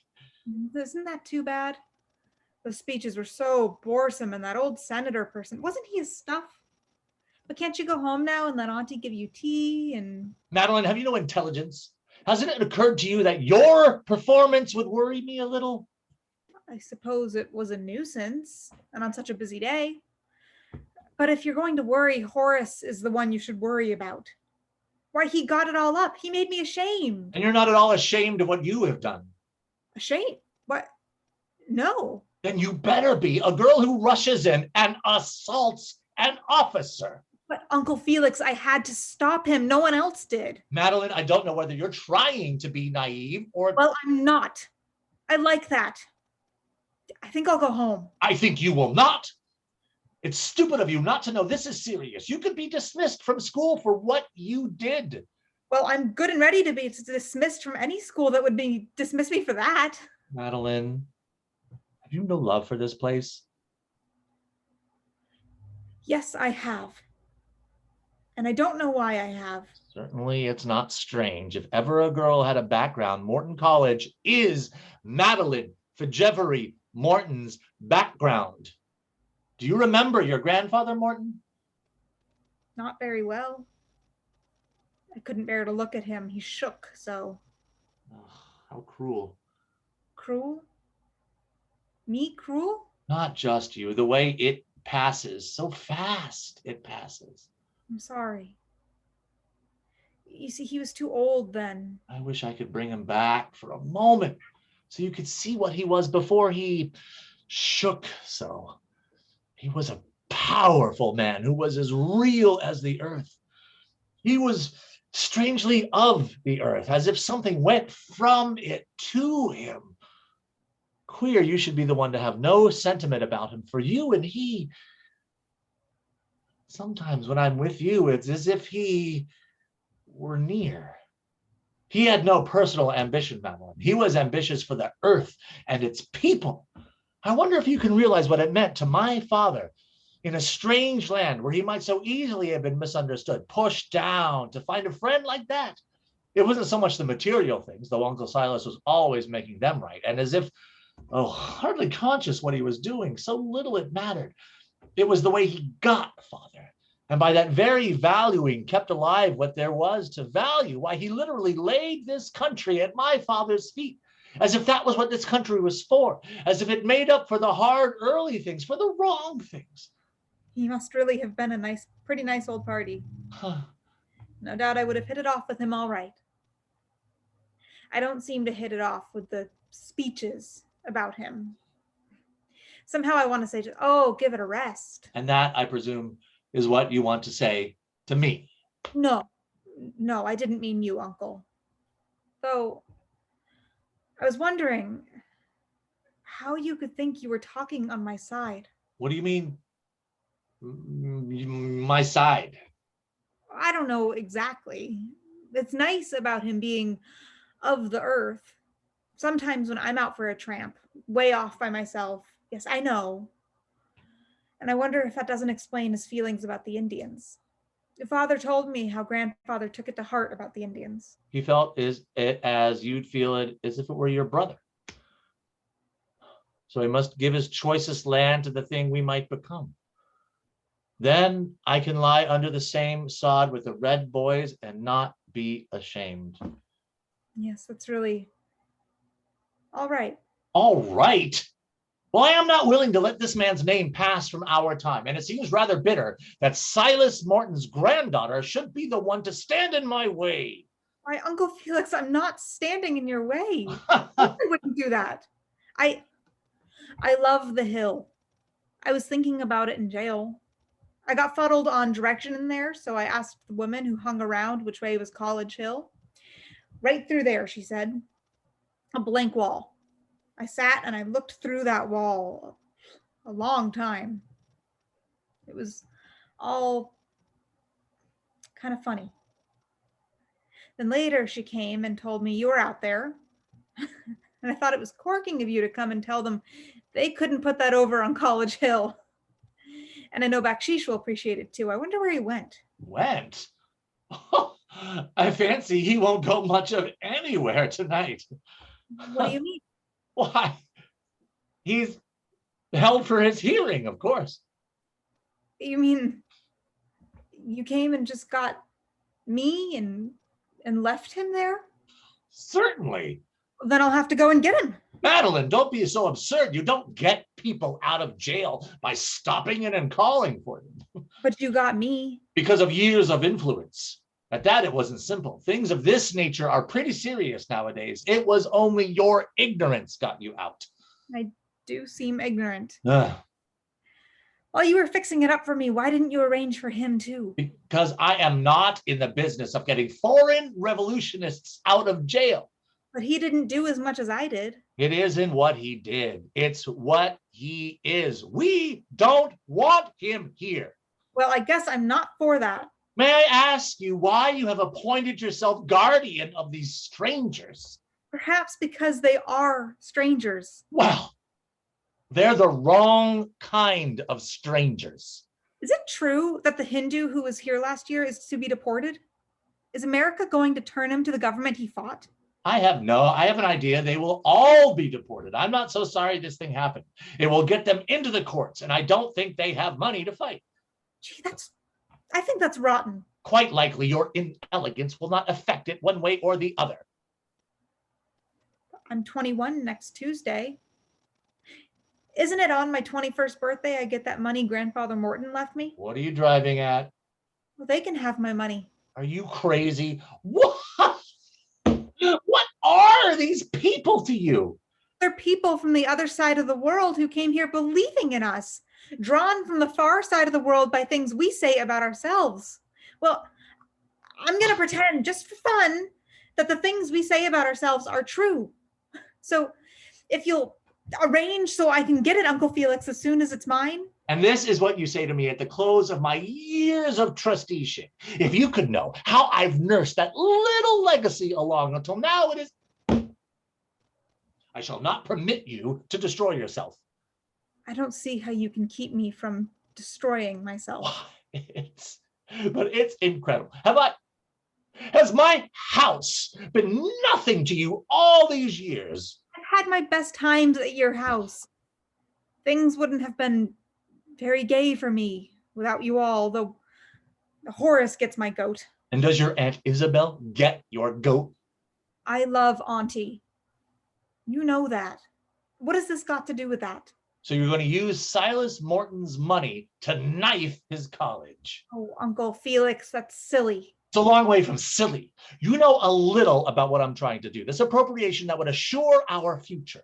If Silas Morton's granddaughter casts in her lot with revolutionists, Morton College will get no help from the state. Do you know enough about what you are doing to assume this responsibility? I'm not casting in my lot with revolutionists. If it's true, as you say, that you have to have money in order to get justice. I didn't say it. Why, you did, Uncle Felix. You said so. And if it's true that these strangers in our country are going to be abused because they're poor, what else could I do with my money and not feel like a skunk? Oh, you're a romantic girl, Madeline. Skunk and all, rather nice at that. But the thing is perfectly fantastic from every standpoint. You speak as if you had millions. And if you did, it wouldn't matter. Not really. You are going against the spirit of this country. With or without money, that can't be done. Take a man like Professor Holden. He's radical in his sympathies, but does he run out and club the police? Thought America was a democracy. We have just fought a great war for democracy. Well, is that any reason for not having it? I should think you would have a little emotion about with the war, about America, when you consider where your brother is. Fred had all kinds of reasons for going to France. He wanted a trip. I said so. Heavens, Fred didn't make speeches about himself. He wanted to see Paris. Poor kid, he never did see Paris. He wanted to be with a lot of fellows, knock the Kaiser's block off, end war, get a French girl. It was all mixed up. The way things are. But Fred was a pretty decent sort. I'll say so. He had such kind, honest eyes. One thing I do know, Fred never went over the top and out to back up the argument you're making now. Well, I will discontinue the argument I'm making now. I've been trying to save you from pretty serious things. The regret of having stood in the way of Morton College, the horror of having driven your father insane. What? One more thing would do it. Just the other day, I was talking with Professor Holden about your father. His idea of him relates back to the pioneer life, another price paid for this country. The lives back of him were too hard. Your great-grandmother Morton, the first white woman in this region, she dared too much, was too lonely, feared and bore too much. They did it, for the task gave them a courage for the task, but it left a scar. And father is that scar. But grandfather Morton was not like that. No, he had the vision of the future. He was robust with feeling for others. But Holden feels your father is the dwarfed pioneer child. The way he concentrates on corn, excludes all else, as if unable to free himself from their old battle with the earth. I think it's pretty terrible to wish all that on poor father. Well, my dear child, its life has wished it on him. It's just one other way of paying the price for this country. We needn't get it for nothing. I feel that all our chivalry should go to your father in his heritage of loneliness. Father couldn't have always been dwarfed. Mother wouldn't have cared for him if he had always been like that. No, if he could have had love to live in, but no endurance for losing it. Too much had been endured just before life got to him. You know, Uncle Felix, I'm afraid that's true. Sometimes when I'm with father, I feel those things near, the too much, the too hard. Feel them as you'd feel the cold. And now that it's different, easier, he hasn't come into the world that's been earned. God, I wish I could help him. What's that? Horace? That's Horace's call. That's for his gang. Are they going to start something now with that will get Atma in jail? More likely he's trying to start something. I don't think our boys will stand much more. No, that window stays closed. You think you can keep me in here? Listen, Madeline, plain, straight truth. If you go out there and get in trouble a second time, I can't make it right for you. You needn't. You don't know what it means. These things are not child's play. Not today. You can get 20 years in prison for the things you'll say if you rush out there now. You laugh because you're ignorant. Do you know that in America today, there are women in our prisons for saying no more than you said to here to me? Then you ought to be ashamed of yourself. I ashamed of myself? Yes, aren't you an American? Isn't that a policeman's whistle? Are they coming back? Are they hanging around here to... Here, officer! You, let that boy alone! Holden, Professor Holden, get here quick. I say so. I am talking for Morton College. Indeed, you are not. Close that window or you'll be expelled from Morton College. Sure, you saw me at the station.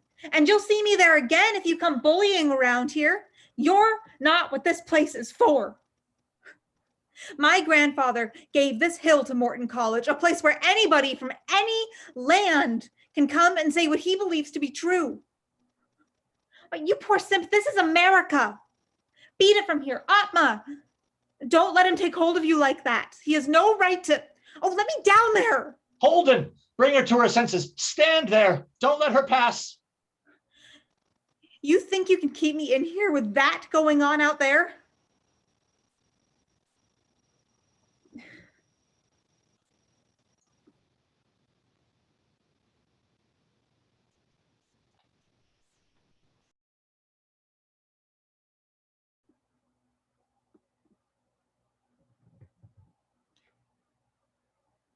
Do you remember Fred Jordan, Father? Friend of our Fred and of mine? No, I don't remember him. He's in prison now. Well, I can't help that. This is the best corn I ever had. He got this letter out to me, written on this scrap of paper. They don't give him paper. It's written so fine I can hardly read it. He's in what they call the hole, a punishment cell. It's 2.5 feet at one end, 3 feet at the other end, and 6 feet long.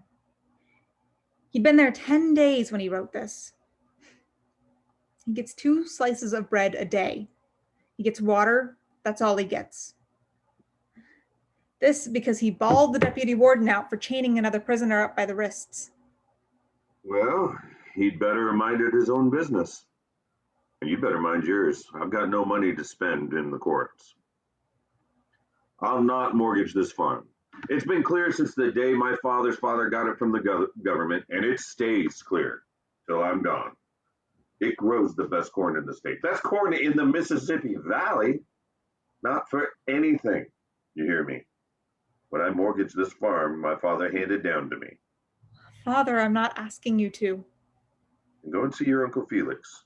Make it up with him. He'll help you if you say you're sorry. Will not go to Uncle Felix. Who will you go to then? Who will help you then? You come before this United States Commissioner with no one behind you, he'll hold you for the grand jury. Judge Watkins told Felix there's not a doubt of it. You know what that means? It means you're on your way to a cell. Nice thing for a Morton. People who've means, it means you're on your way to a nice cell. Nice thing for a Morton.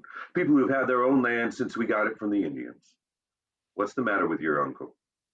Ain't he always been good to you? I'd like to know what things would have been for you without Felix and Isabel and all their friends. You want to think a little? You like good times too well to throw all that away. I do like good times. So does Fred Jordan like good times. I don't know anybody, unless it's myself, likes to be out as much as he does. And one window,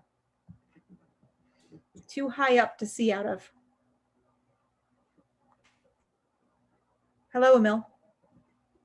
How are you, Madeline? How do, Mr. Morton?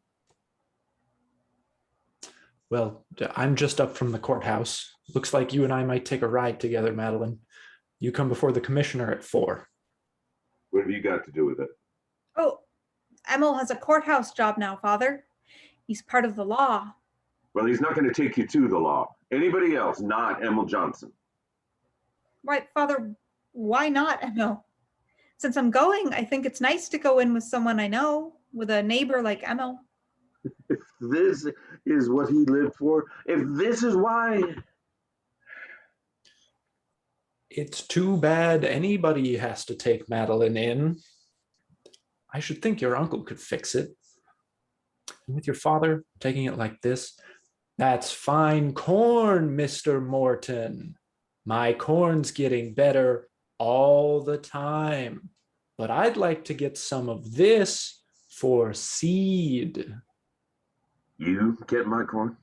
I raised this corn for you.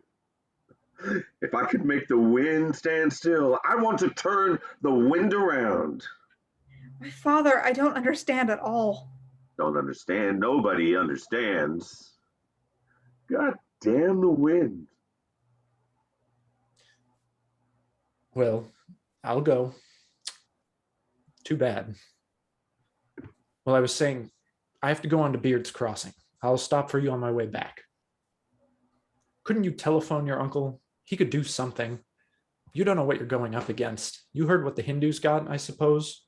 No, I haven't seen anyone today. They're held for grand jury. They're locked up now, no bail for them.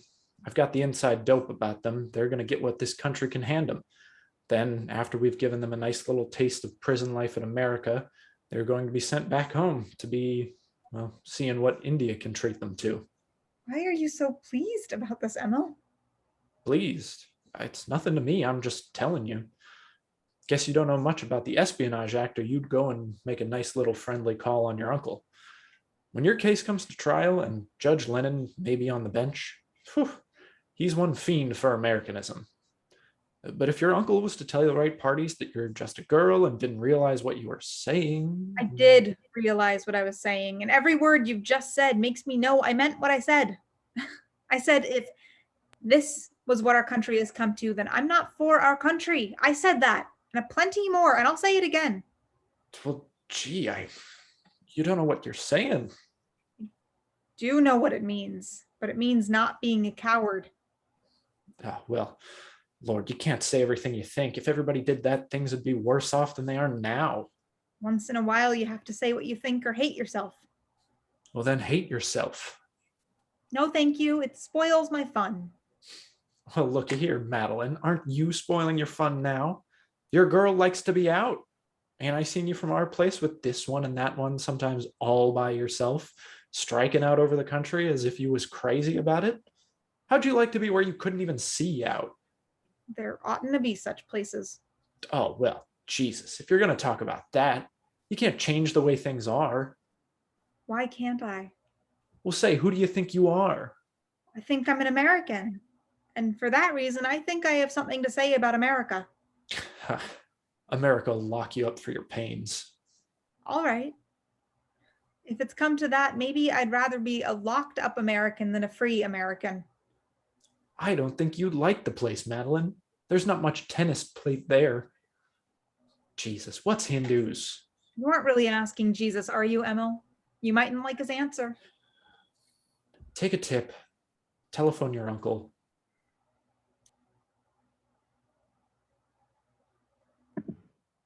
There might be a fine, and they'd come down on me and take my land. Oh, no, Father, I think not. Anyway, I have a little money of my own. Grandfather Morton left me something. Have you forgotten that? No. No, I know he left you something. I know he left you something. I get it today. This is my birthday, Father. I'm 21. Your birthday. 21. Was that 21 years ago? It's the first birthday I can remember I haven't had a party. It was your Aunt Isabel gave you your parties. Yes. Well, you see now. Oh, well, I don't need a party. I'm grown up now. Grown up now, and going off and leaving me alone. You too, the last one. And what for? There used to be so many in this house. My grandmother, she sat there, fine days like this in that chair. She'd sit there, tell me stories of the Indians. Father, it wasn't ever lonely where father was. And Madeline Fajevery, my Madeline came to this house, lived with me in this house. Then Fred out of this house. Now you with Emil Johnson?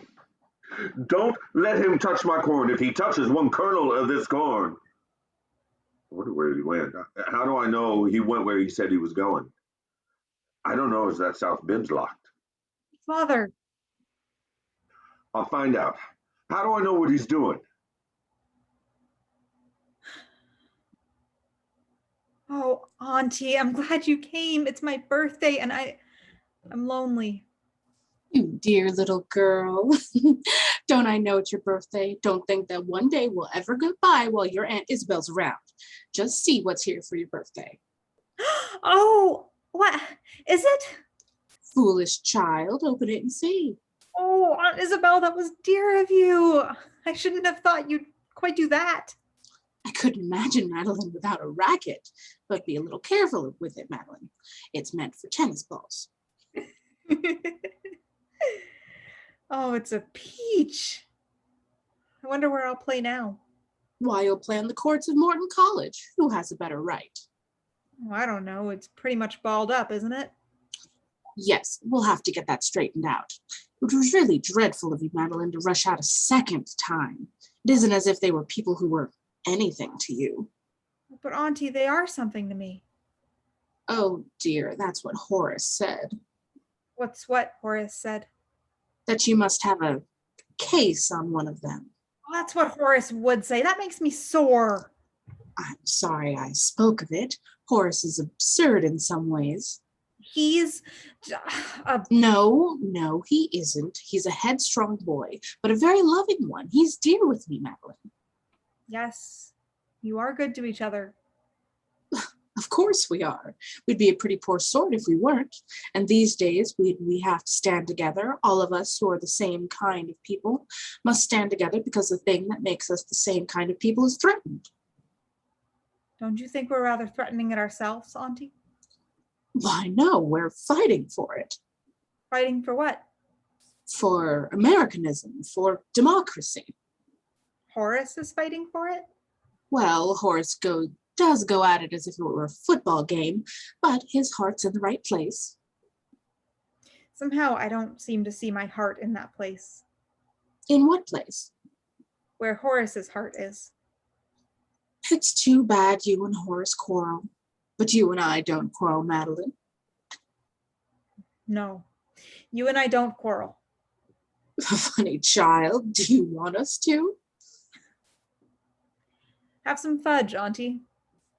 Do you use them, the old Hungarian dishes? I'm not allowed to. Your uncle is so choice of the few pieces we have. And here you are with fudge in one of them. I made the fudge because, oh, I don't know. I had to do something to celebrate my birthday. Dearie.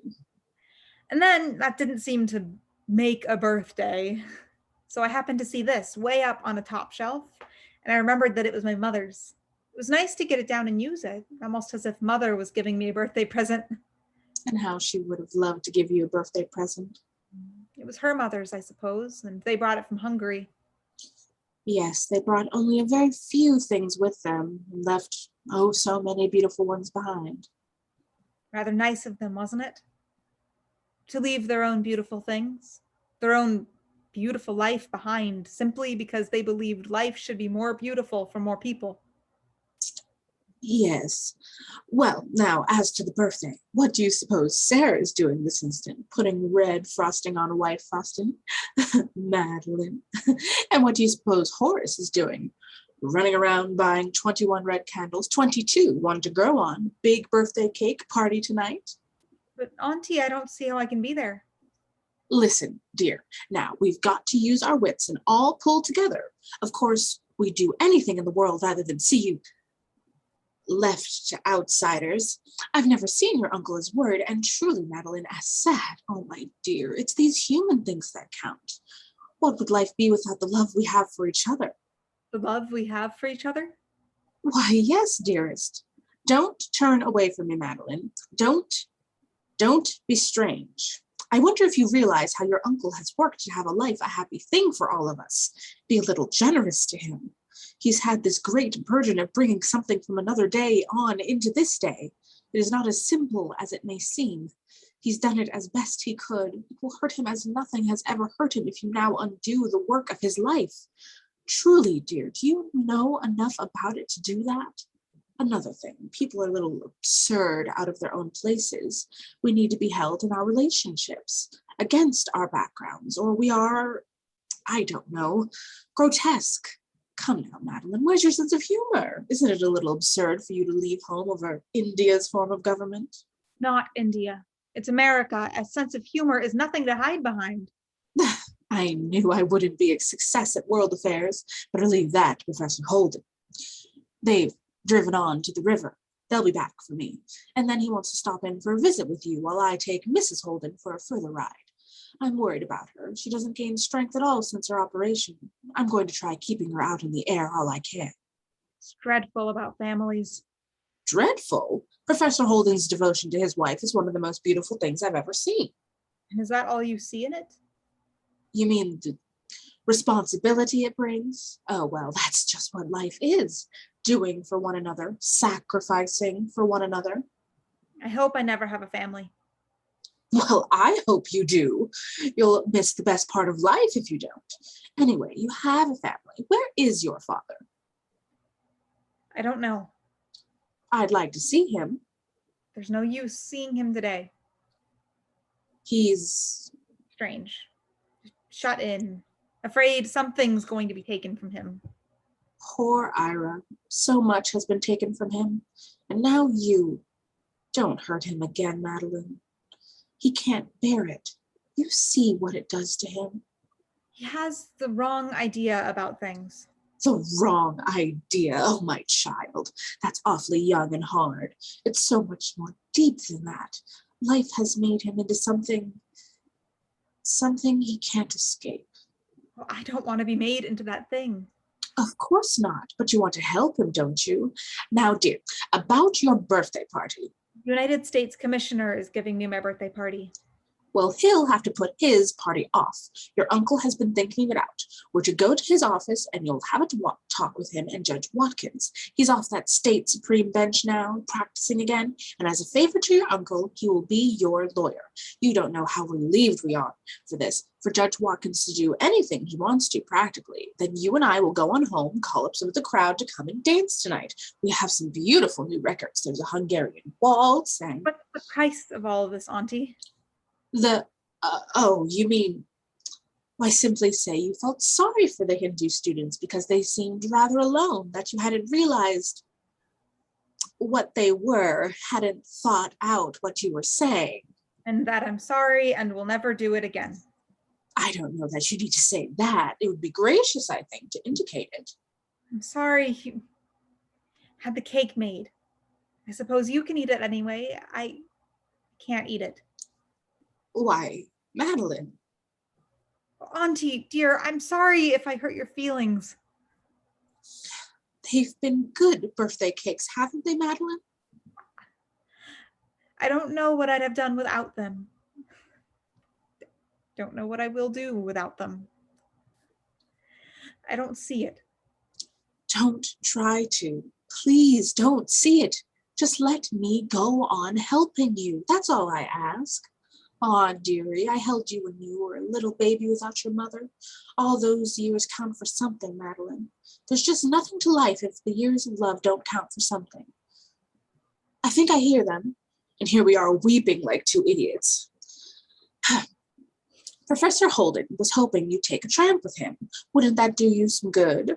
Anyway, a talk with him will be nice. I know he admires you immensely, and really, perhaps I shouldn't let you know this, sympathizes with your feelings. So I think his mature way of looking at things will show you just the adjustment you need to become a really big and useful person. There's just so much to be done in the world, Madeline. Of course, we ought to make it a better world. I feel very strongly about all of that. Perhaps we can do some things together. I'd love that. Don't think I'm hopeless. Way down deep, we have the same feeling. Yes, here's Professor Holden. And how are you, Madeline? I'm all right. Many happy returns of the day. The birthday. And did you have a nice look up the river? I never saw this country as lovely as it is today. Mary is just drinking it in. You don't think a further ride will be too much? Oh no, not in that car. Then we'll go on, perhaps as far as Laughing Creek. If you two decide on a tramp, take that road and we'll pick you up. How good she is. Yes. That's just the trouble. How about a little tramp? There'll never be another such day. I used to tramp with Fred Jordan. This is where he is now. He doesn't even see out. It's all wrong that he should be where he is. But for you to stay indoors won't help him, Madeline. It won't help him, but today I can't go out. I'm sorry, my child. When this sense of wrongs done first comes down upon one, it does crush. And later you get used to it and don't care. You care. You try not to destroy yourself needlessly. Play safe. If it's playing safe, it's that one you love more than yourself be safe. It would be a luxury to destroy oneself. That sounds like Uncle Felix. I'm sorry, I say the wrong things today. I don't know that you do. But isn't Uncle funny? His left mind doesn't know what his right mind is doing. He has to think of himself as a person of sentiment, idealism, and quite a job at times. Clever how he gets away with it.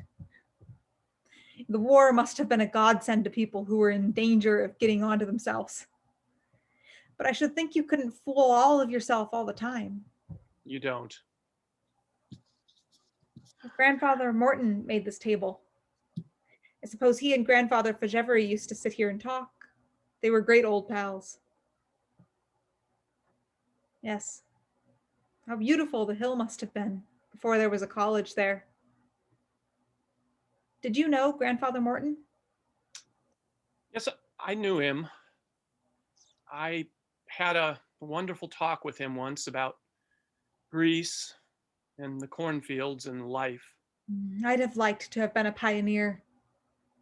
Some ways they had it fierce, but think of the fun they had. A whole big land to open up, a big new life to begin.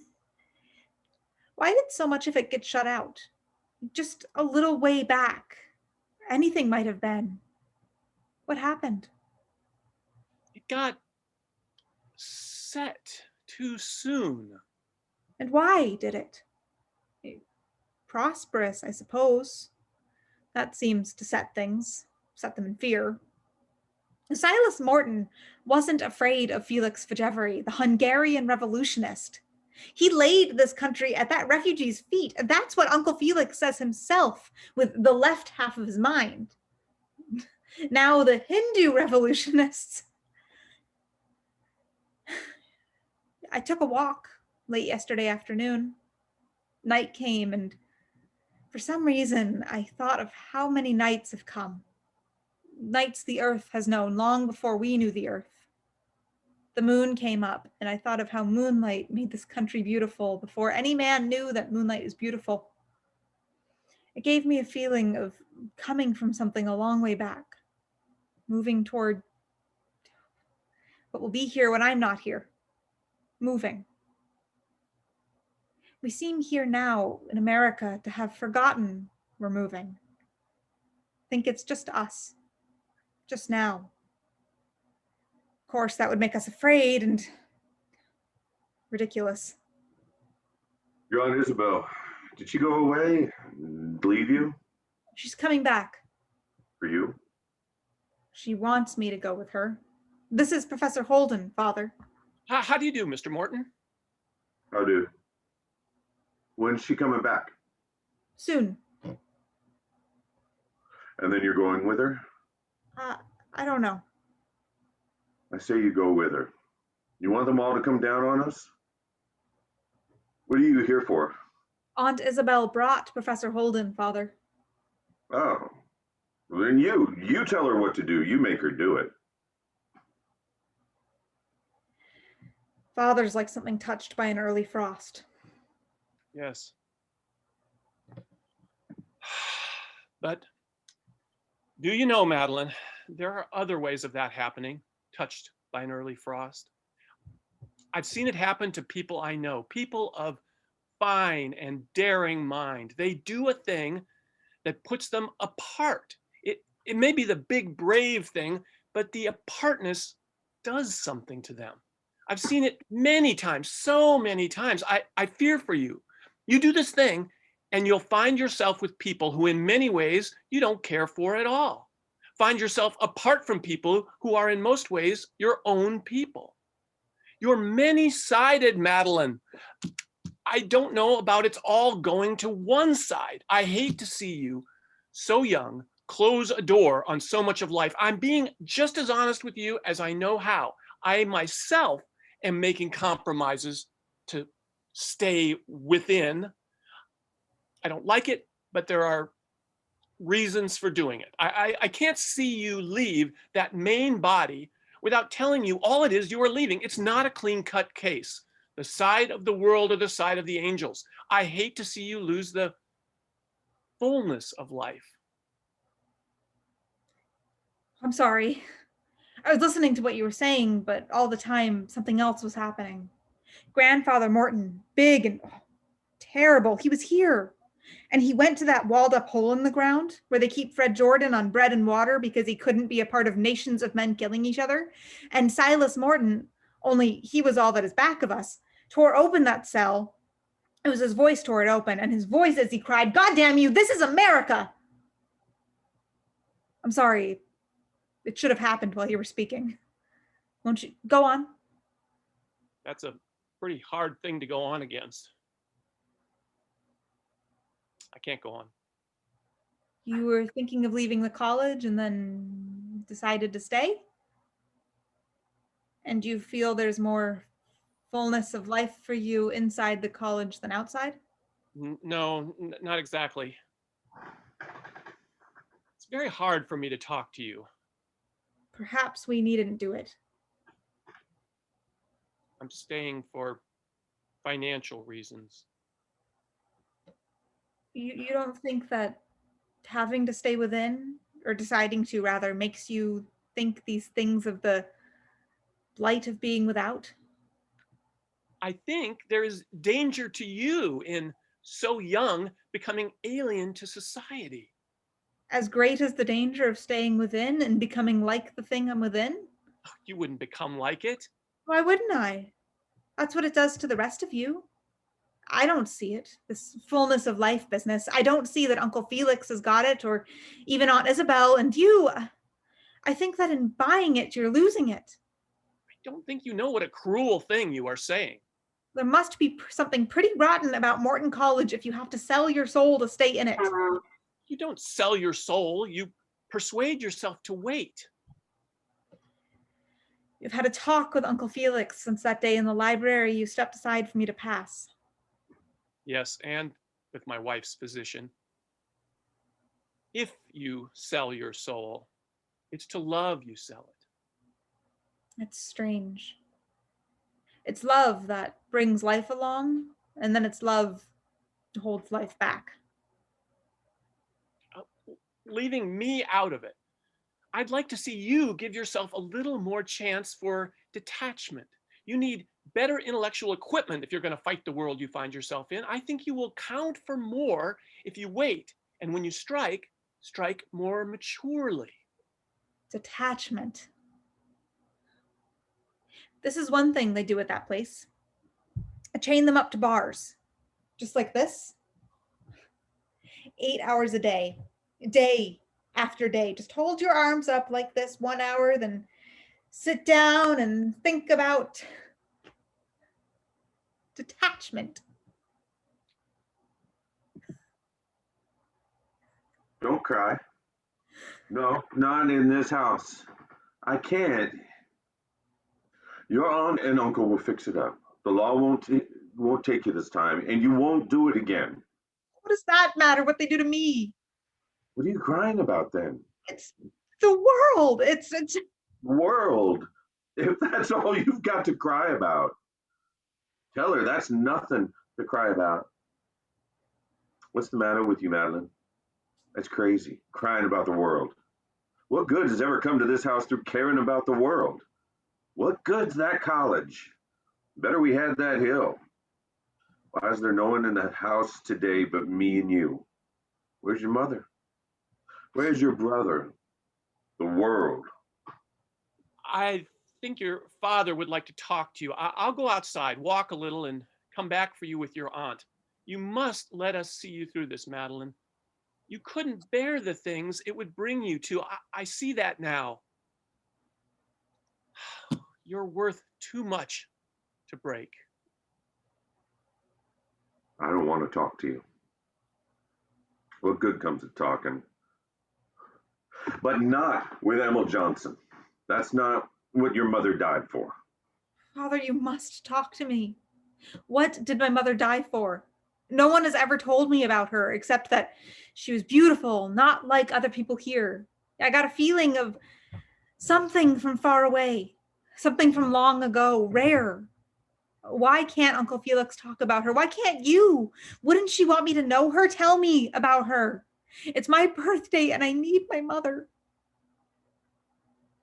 How can you touch what you've not touched in 19 years? Just once in 19 years. And that did no good.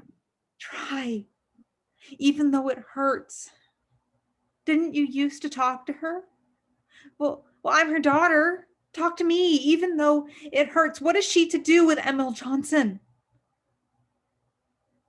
What is she to do with him? She died so he could live. He lives because she's dead. And what is he alongside her? Yes, something from far away, something from long ago, rare. How'd you know that? Finding in me what I didn't know was there. Then she came, the ignorant Swede, Emil Johnson's mother, running through the cornfield like a crazy woman. Miss Morton, come help me, my children are choking. Diphtheria they had, the whole lot of them. But out of this house she ran.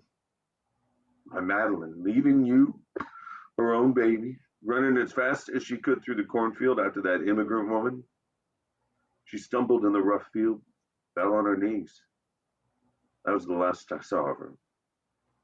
She choked to death in that Swede's house. They lived. Oh, Father. But how lovely of her. Lovely. Lovely to leave you without a mother?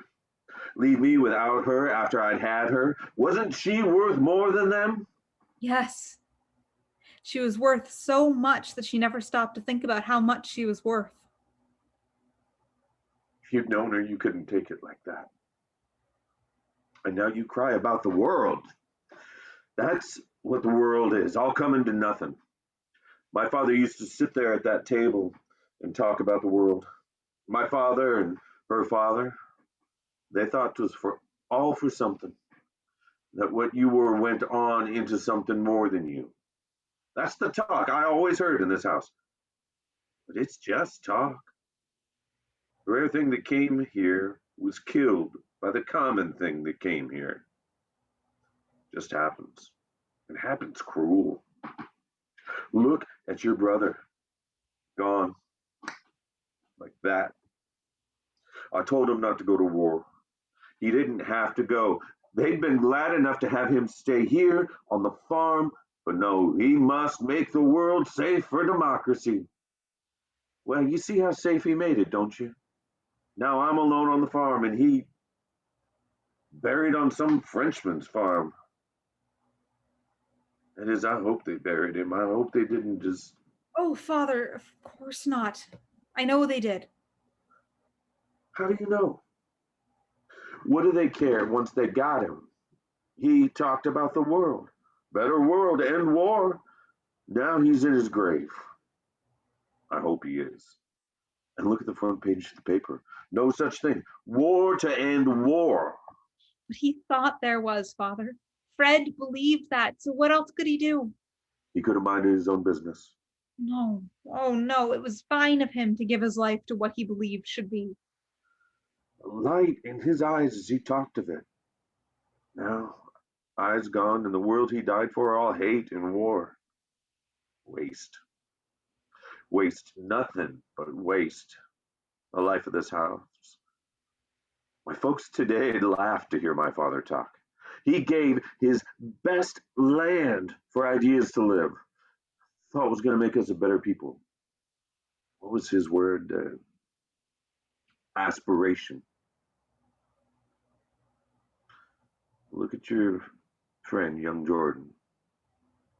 Kicked from the college to prison for ideas of a better world. His aspiration puts him in a hole on bread and water.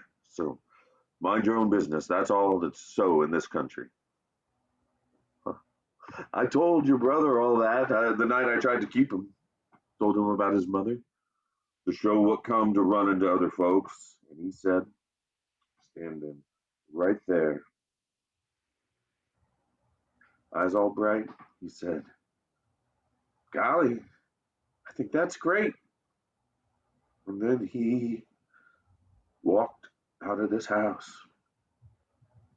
Madeline, don't you leave me all alone in this house where so many was once. What's Hindus alongside your own father and him needing you? It won't be long. After a little, I'll be dead or crazy or something. But not here alone where so many was once. Father, I don't know what to do. Nothing stays at home. Not even the corn stays at home. Only the wind wouldn't blow. Why can't I have my field to myself? Why can't I keep what's mine? All these years I've worked to make it better.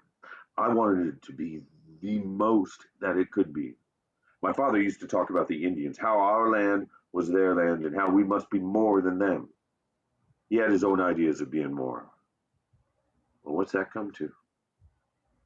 The Indians lived happier than we. Wars, strikes, prisons. But I've made the corn more.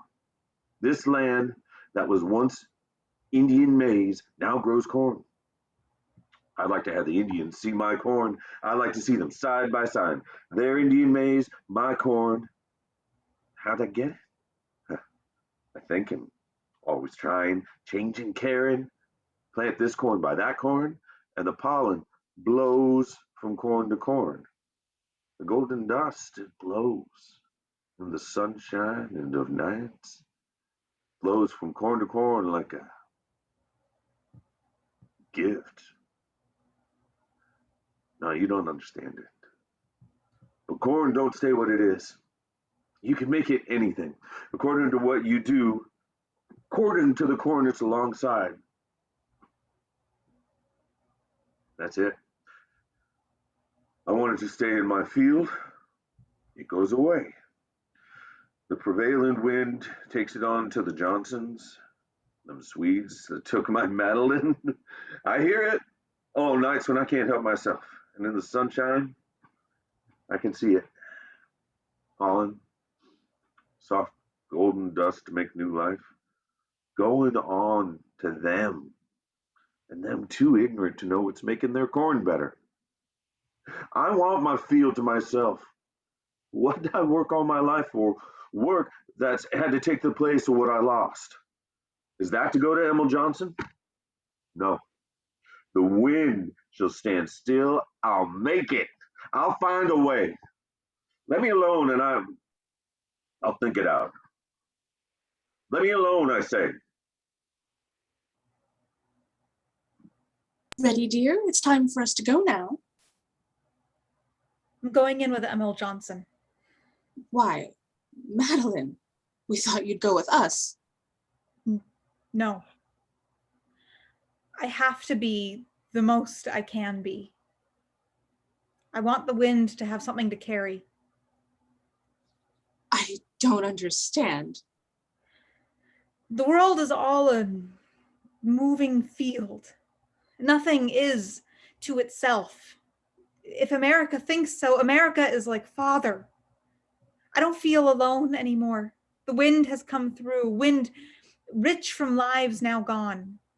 Grandfather for Jeffrey, gift from a field far off. Silas Morton. No, not alone anymore. And afraid? I'm not even afraid of being absurd. But Madeline, you're leaving your father? I'm not leaving. What's greater in him than he knows? You were leaving Morton College? That runt on a high hill? Yes, I'm leaving grandfather's college. And maybe I can one day lie under the same sod with him and not be ashamed. Though I must tell you, under the sod in my idea of no place to be. I want to be a long time where the wind blows. I'm afraid it won't blow in prison, dear. I don't know. It might be the only place it would blow. I'll be ready in just a moment, Emil. Madeline, I didn't tell you. I hoped it wouldn't be necessary, but your uncle said if you refused to do it his way, he could do absolutely nothing for you, not even bail. Of course not. I wouldn't expect him to. He feels so deeply about these things, America, loyalty. He said if you didn't come with us, it would be final, Madeline.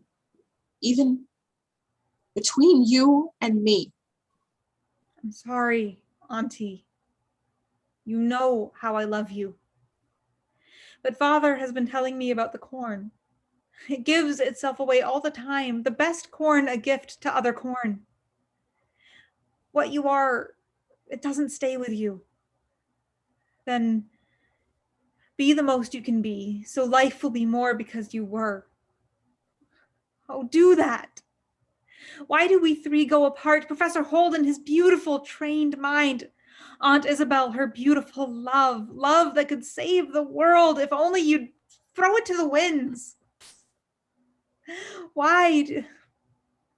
Oh, have we brought heart up to this place only to have them turn against mind and heart? I think we must go. Goodbye, Madeline. Good luck. Goodbye, Professor Holden. Luck to you. Goodbye, Auntie dearest. Thank you for the birthday gift, the cake, everything. Everything, all the years.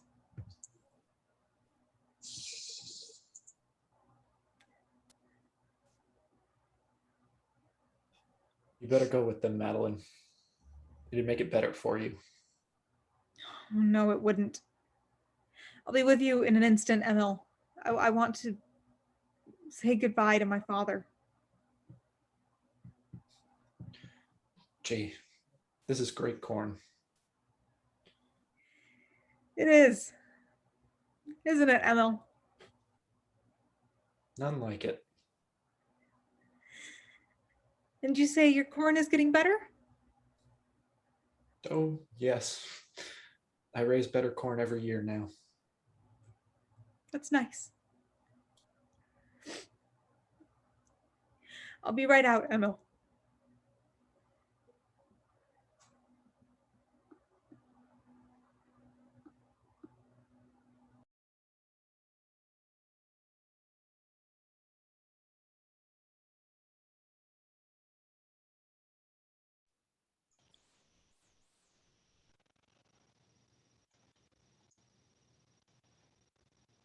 Yay. Where's our fearless producer